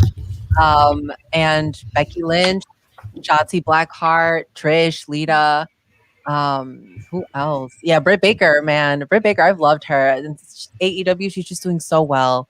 But I think I have more women favorites than men, for sure. For sure. Same, for sure. same. And for current, I'll say all the women. Like all of them. They're killing it. Women are just better. Yeah, that's what it comes down to. Women are killing it. Women are killing it. Like all the women, you know. And then you can't, you know. This is another thing too. That like everybody kind of craps on the Divas era and stuff like that, but those girls, you know, set the standard. You know, for these, they walked so these girls could kind of run. So you can't forget about they went through a lot. Just when you think of like what they had to go through backstage, for sure. And shout out to the Bella twins too. Yo, Queen, you like right here. See, so you, Krista, you can have Jenna. I'll take Queen.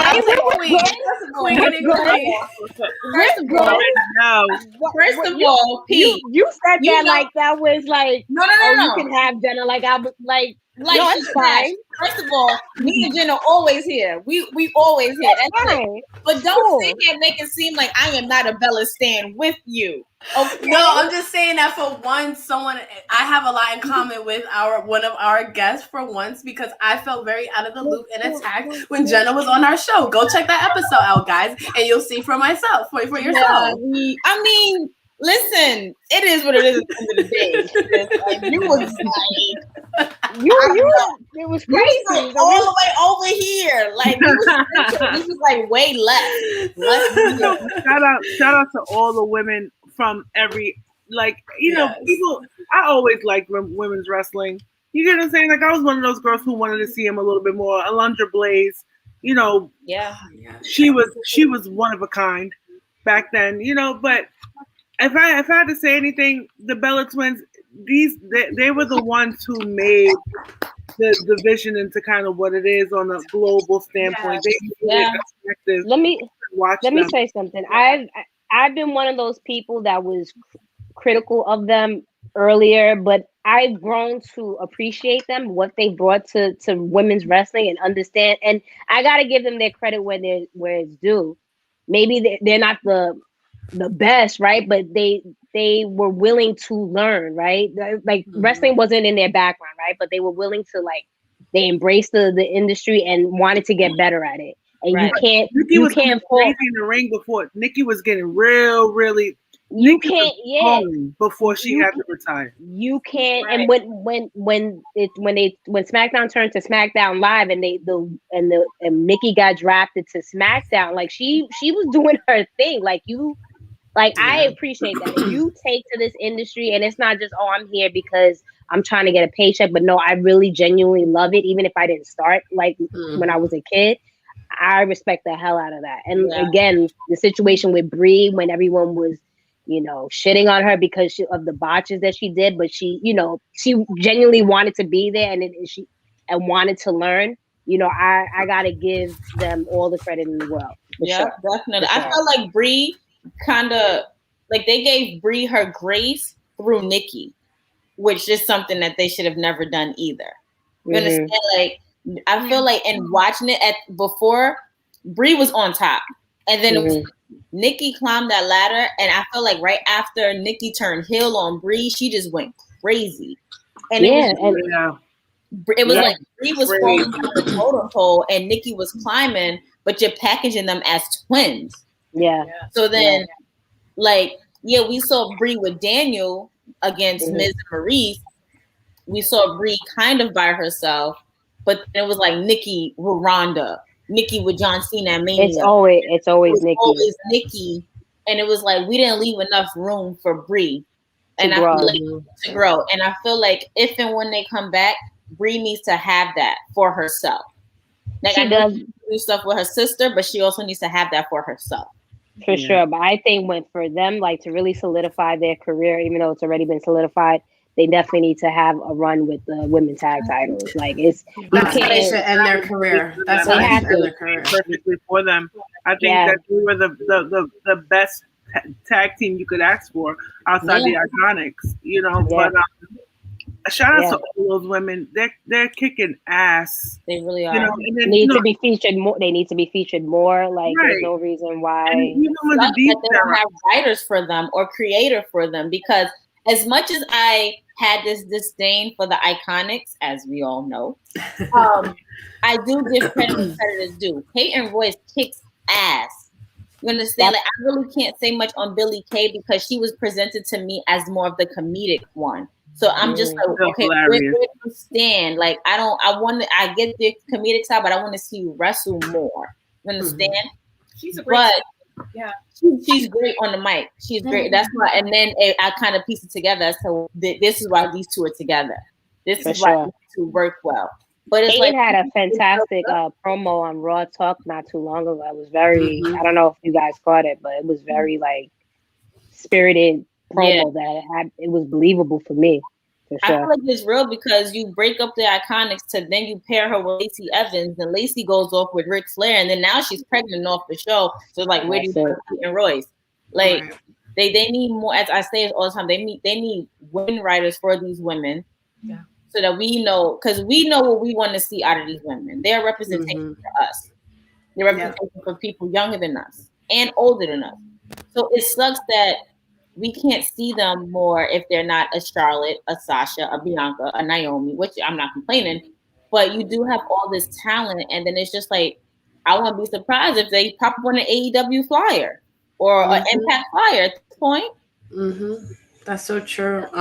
That's so true. So I want to kind of close out on this last viewer question. Shout out to Audrey.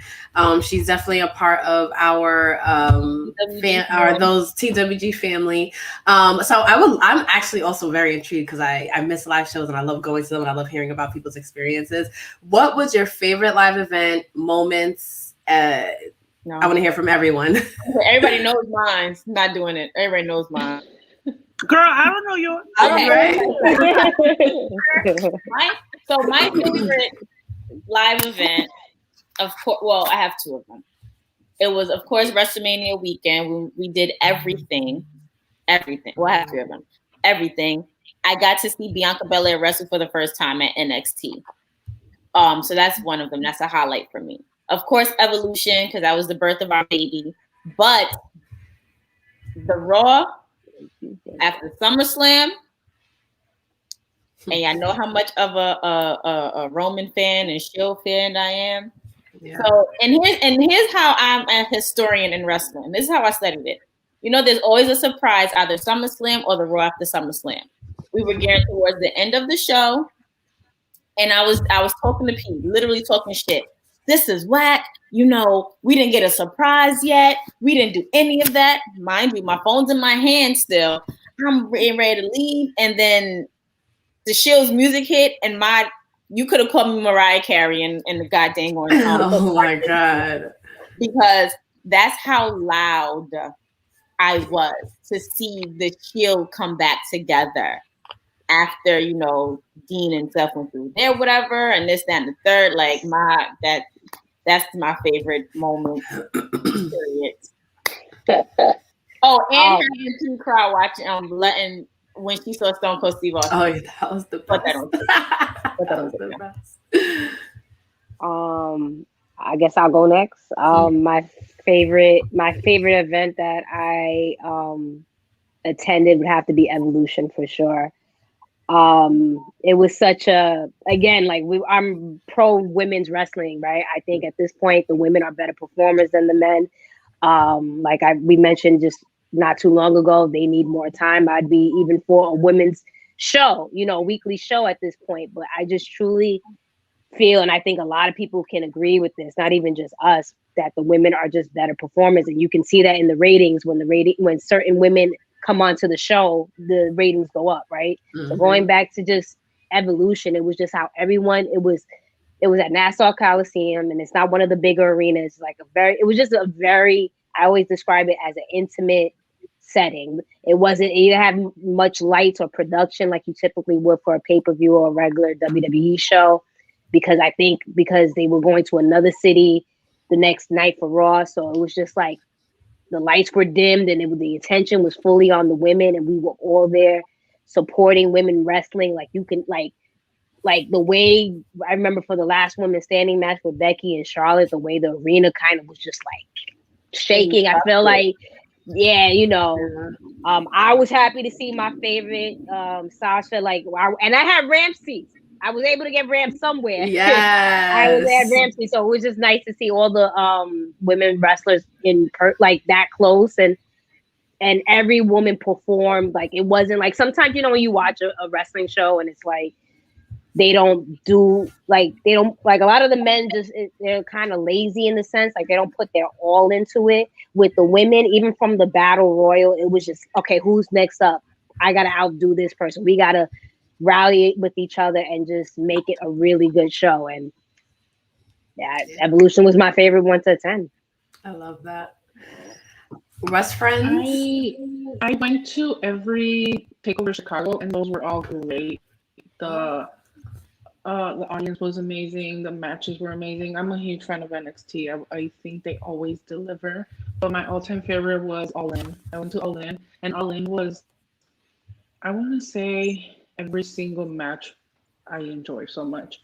I wish there would have been more women's matches, because even right now with AEW, we have a huge problem where they only give us one women's match, and it's not even that long. They're not even that long.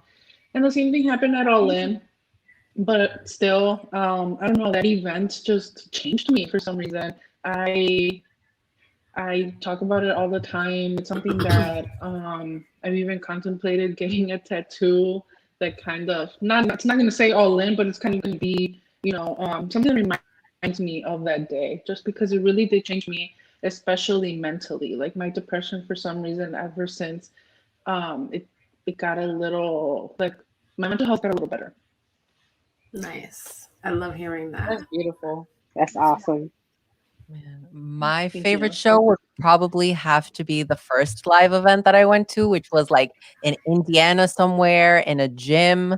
And I didn't know that like there was like people from actual WWE. Like it said WWE Live. So I was like, oh, okay. Like it's not going to be Monday Night Raw. It's not going to be SmackDown. Like I guess they're going to have like people who are trying to be wrestlers, like, show up. But this was like in 2014 or 2015. And I get there and like the first people that come out is like the New Day. And I was like, the New Day's here. What do you mean? Like, and then Charlotte came out and I was like, Charlotte's here too? Like, this is like, I paid $15 to be in this gym on the balcony somewhere. Like, I was having a hard time seeing, but I thought it was just so cool. Like, that I paid like for me and my dad because I had a job, I was like, okay, Dad, I got your ticket. Don't worry. This is your first wrestling event. And since like my dad used to watch wrestling when he was little too, like he just thought it was so cool. And I thought it was like awesome that we could share that experience together.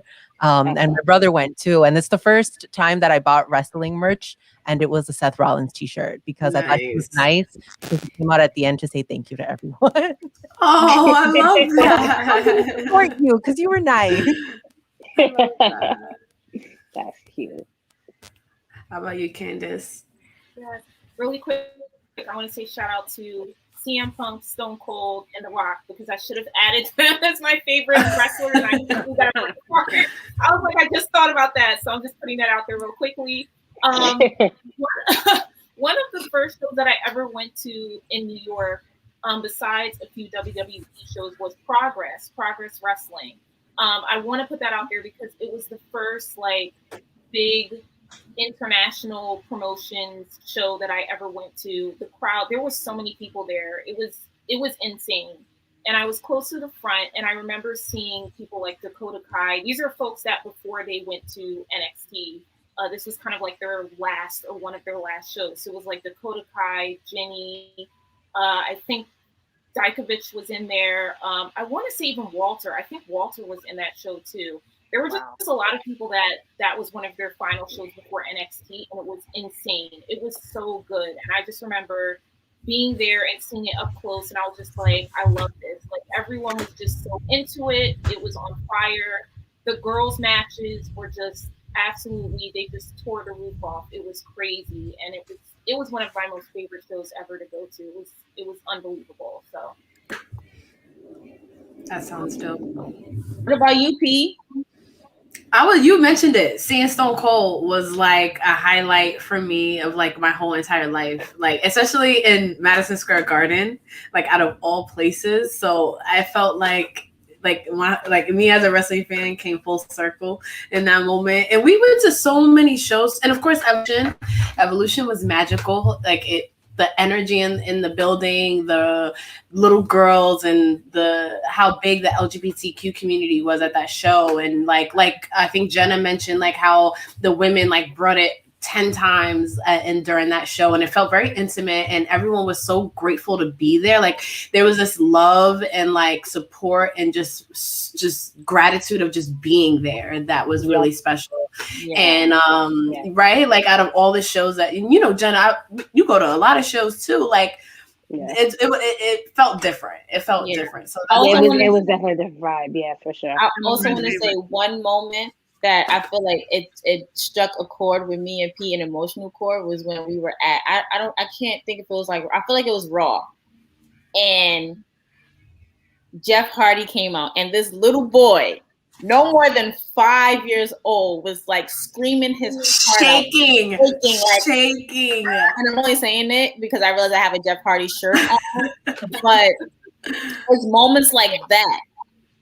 And then we saw that at Evolution too. Like, it's moments like that where this business transcends. I feel like my brother, your father, you know, the people older than us felt like that when it was us watching it on TV. So to see somebody at 5, like cry, shake, it looked like us when Rock and Austin and Mankind and Taker and Kane and all of them came on our TV. Like, I just had to throw that out there.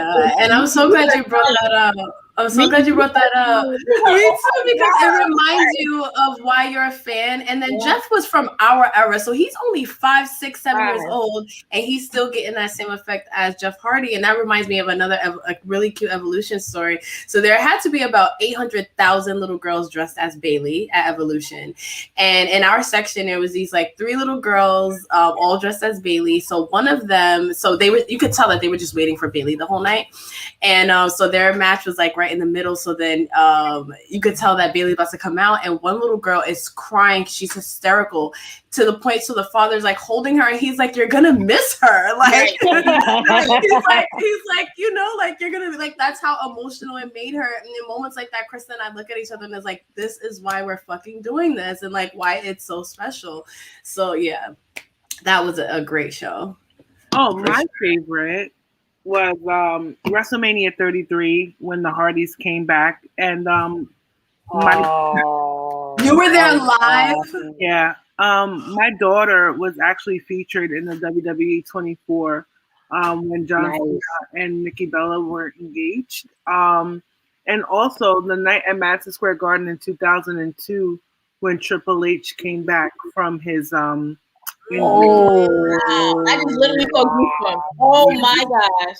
That was insane. Some of my best memories of pro wrestling was at the Garden. You know, I remember seeing when Brock Lesnar came to the Garden the first time. I remember the Attitude Era, you know, and seeing the Austin Rock feud live, and that time shows used to sell out in 3-4 minutes. Yeah. And I had the opportunity to go to WrestleMania 28 and 29 with an artist that I was working with who performed at WrestleMania. And the pageantry is ridiculous. That's awesome. 35. You were ever. Listen, it's like you go to so many of these shows, you forget. Me and P have been to every show in Brooklyn, in New York, since like 2018. Mm-hmm. I don't think there's a show that we have not been to in New York together, like as a pair. Even if we were at separate seats or separate, we've been there together. So and it's not an overwhelming feeling, you know. Like, I mean, if you do a consecutive weekend like we did for Mania or SummerSlam, then yeah. But like to just be in that building is like I don't think it gets any better than going to a It doesn't. It doesn't. So, Wrestfriends, what were some of your memorable live shows? I was at the United Center when WWE came back to do a show, and John Cena was there. And I think he was the main event with Brock Lesnar. And I was ready for John Cena. I was recovering from shingles. I was going through stuff, and I was at this show. I was like, I'm not going to miss John Cena. He is like my lifeline. I need to see him. And I was there with my WWE cup that I paid so much money for because, I had to be extra. And I heard his music and I lost it. I was like, this is it. This is what I was here for. It was like a 2-minute match, which I was disappointed for. But I was like, I got to see John Cena. Like, this guy was my childhood. And like you mentioned it before, like it's like seeing someone that you love for so long. It's like full circle. You're just like, yes, this is what I was waiting for. It's like I powered up that day. That's what I felt like. Nice. Yeah. Very nice. Nice. Mine So was that at, go ahead. Oh, sorry. Mine was at a Raw here in Chicago too, where we got there a little bit late, but we got to see Shawn Michaels and Triple H, and that was my first time seeing Shawn Michaels. He's my number one, and I'm such a crybaby. I did cry. I was like, "Am I really seeing Shawn Michaels right now?" I couldn't believe that. I know. I can totally understand that I would feeling. feel that way for The Rock. Like, disclaimer, if I was to ever be at an event and I hear The Rock's music, somebody better have an ambulance on call or just straight up. I went to something. Survivor Series 2011 when him and Cena tag team against what was it? Awesome Truth. Man, and I was there for that one too. That was Madison Square Garden. Yeah, and when I tell you won the championship that night too for my brother. When I tell you the like literally that say what is that saying? The roof got blown off. Yeah. When the Rock's music hit. And I was like this, like, my childhood hero. Like, I would have hyperventilated and everything. Like, that was in Miami for WrestleMania 28. I was going between like checking on the artists and checking on the seats, and it was this electricity in the air. People always talk about big ovations, like when The Rock came back and on Valentine's Day, when Triple H came back. There was nothing like The Rock's music hitting in Miami after he beat John Cena. Oh my God. That was pandemonium. I was so scared that if John Cena would have won that night, it would have been a riot. Would have lost. It would have been a riot. Minds. I remember that. Riot, definitely. And the person, it was crazy. For sure. Oh, man. Oh, yeah, making me miss live shows so much. I miss it so much. I feel like I've seen every legend from Attitude Era that there was except for him. I've seen how many countless amount of times. We got real lucky with Undertaker. Like we've seen Undertaker a few times. Yeah. DX, Shawn Michaels, Mick Foley, Kurt Angle. It's just The Rock, and I feel like that would be the day I'll probably go on to Glory, and I'll go on to Glory happy. That's how I felt. I was like, oh, okay, yep. Now, if we were closer, oh man, we gotta change the subject because Lord, I'm about to talk about it. We gotta put it into the universe. Yes, it's gonna happen. It's gonna happen. It's gonna happen to where I'm actually like 2 feet away, and we're having a conversation. That's maybe nerves can be like, because I thought I had nerves and I'm Roman. The Rock is impossible. It's gonna happen. You put it out there, it'll happen. Put it in the universe. For sure. So I want to thank you, ladies, so much for doing this panel with me. Like I can't even put into words how excited I am about how it turned out. And I hope it's the first of many. And I hope that we all get to collaborate again in the future. So I do want to shout out. So this panel was originally going to have some other folks. I want to shout out Jizzy from Deadass Girls, who was supposed to be a panelist, and Janelle from Jabberjays podcast. So send them lots of love and make sure you check them out. So I want to do all of our plugs. And then I want to let you ladies sort of plug your brands, where everyone can find you. And what's cool about this panel is everyone's network is being introduced to everyone else, which I think is great. So like our viewers and listeners and everyone tuning in gets to know Queen and, because I'm getting to know you as well. Wrestfriends and Candace and Jenna, and shout out to Scarlett and and Lo as well from Wrestling Winedown. She was having some Wi-Fi issues. She was also supposed to be on the panel. So that just means she'll be on a future panel. So if you haven't already, of course, get Scarlett's book. I want to shout out Jabbatir's podcast network. Your sports show is one of the podcasts in that network. There is a podcast almost about everything at this point, and I think it's only the beginning. So please check them out. Shout out to Janelle Wilkins and Mr. Black. We love them. They have a pay-per-view party, I think, tomorrow at Legends for Fastlane. So make sure you check that out. I want to also shout out King Letty's social media agency. We're actually one of her clients as well. So please reach out to that. I'll put the link in the bio and in the description. If you have any of your social media needs, please reach out. You will not regret it. I also want to shout out Facebeat Hills High Podcast for just being a part of our family and just being another brand out there that we like to collaborate with. New episodes every other Monday, everywhere you get your podcast. So that means this coming Monday, we have a new episode that was really fun. That was super fun. Super fun. I can't wait for you guys to see it. Patreon. We have weekly content coming out. We have monthly watch parties. We're always doing giveaways. Krista B Sounds Off is another Patreon show that people love. So make sure you check that out. Follow us everywhere: Facebook, Twitter, Instagram. Join our Facebook discussion group. Make sure you're subscribed to YouTube. If you're watching this, please subscribe to our YouTube channel. Leave a comment. It really helps us out a lot. Am I missing anything, Krista? Support our personal brands. I'm unapologetically eclectic. I actually have a women's panel coming up that I'm excited about.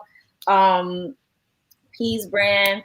Hit up P for anything. She always got connects, plugs, always looking to do more. So definitely do that. Like she said, just subscribe, follow, share out, retweet. Look for us because we'll definitely be looking for you. Yep. So I guess I'll go around. So Jenna, and then we can kind of go around. Where can everyone find you? What do you want everyone to know? You guys can find me on Twitter and Instagram at Miss Jenna Baby, BAYBE. I'm currently taking a social media hiatus. I'll be back on the end of the month, but if anyone follows me, I'll follow back. But I'm taking a break right now. But that's where you guys can find me. Again, my podcast is at The Mixed Tag Show. We're on Instagram and Twitter as well. And I don't know. What do I want people to know about me? I don't know. I think you told us. I'm a huge Sasha Banks fan. And that's how people know me from, is being a huge fan of hers. There you go. Yeah. How about you, Queen? I always put myself on mute to be polite just in case any feedback. But you can find me at Tavia Regina on Facebook, Instagram, and Twitter, as well as follow the Yerr Sports Show. We have weekly episodes that drop every Monday. You might also find me around some of your favorite rappers. I'm in the PR space, and I'm just here having a good time. And follow me to see adorable pictures of my family. That's you can follow Wrestfriends on our YouTube channel. So go on YouTube and look up Wrestfriends. We're also on Twitter, Facebook, and Instagram, Pinterest. We got it all. There's not a lot on Pinterest, but we got one, You can also listen to the Wrestfriends podcast anywhere you stream your favorite podcast, on Spotify, on iTunes, and we have a new episode every Monday. Nice. That thing's like, she got also have merch. I was trying to think. I'm like, I feel like she forgot something. We also have merch. Yes. It's on our bios on Instagram and Twitter. Nice. And once Candace gets back online, she can do her plugs. But I'll put links to every panelist in the description. So please make sure you follow them and check them out. Especially, and I just want to shout out Yerr. Oh, he's so cute. Oh my god. He wants attention, so he wants to put his plugs out too. What's exactly. So also magic. Oh yes, we are on TikTok. Yeah. Jenna, what's your dog's name? My dog's name This one is Magic. The other one is he's over there, Lucky. So Magic and Lucky. That's so cute. I love that. But yes, make sure you follow everyone on the panel. Make sure you follow them. This is going to be hopefully a regular thing moving forward. So if you want to be a panelist, or you know a woman in wrestling that you think it would be good to be a panelist, feel free to reach us out and let us know. And again, I just want to thank you ladies so much for joining me today and making time for this, because I think it's really important for each of your perspectives. And I keep mentioning your sports show because you have a sports podcast and it's not necessarily a wrestling. So I do like that we got your perspective. So thank you, Queen. And you and Jenna really came through last minute today. So I appreciate that. And I want to thank everyone that joined us. We had a pretty good audience. So thank you guys so much for joining us, and all the support and excitement that we got once we announced the panel. It was like almost overwhelming. I was like, oh my God, this is the best week ever. So I really appreciate your support. And I see Candace is back, so I will let Candace plug herself and kind of conclude things, and then we'll put an end to this. Right on time. I had some tech difficulty that happened. No worries. Off the cuff. Yeah. You guys can find me on social media, Twitter at Candace Cordelia, Cordelia. You can find me on Instagram at that girl, GIRL Candace 1616. You can also find me on Facebook. I'm not on there that often. Sometimes I'll be plugging things. You can also find me there under Candace Cordelia as well. And you can also read a lot of my articles now on bustle.com. I write more about entertainment on the website, but like I said, I'm hoping to infiltrate more wrestling news. That'll most likely be wrestling meets entertainment on the website as well. And you can also find me, I do interviews for a website called In the Zone. So if you check out In the Zone, I do interviews. It's a sports website, sports and lifestyle. And I also have done a lot of interviews with wrestlers, as well as folks in many different forms of sports.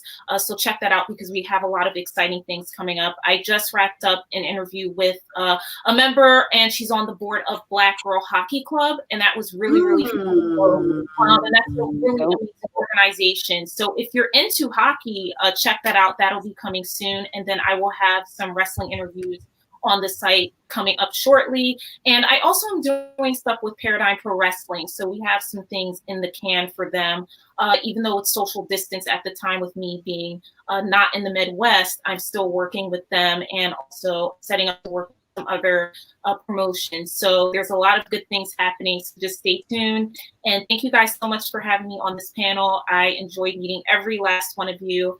And I can't wait for us to collaborate and hopefully get together once this pandemic settles down and meet up in person. So thank you so much. I appreciate you ladies so much. We will post more information about Krista B's Unapologetic Eclectic panel as well. I just had an idea, Krista, maybe we should try to stream that live or something like that. I'm going to try, but what's so special about this panel is that my lovely co-host is definitely a panelist on it. If we can stream it live, I'm definitely going to try to stream it live. But if not, I will broadcast it on our YouTube page. Okay. Love that. Love that. So once again, everyone, thank you for joining our Women in Wrestling panel in celebration of Women's History Month and female empowerment. And that's that. Bye, ladies. Bye. Thank you. Thank you.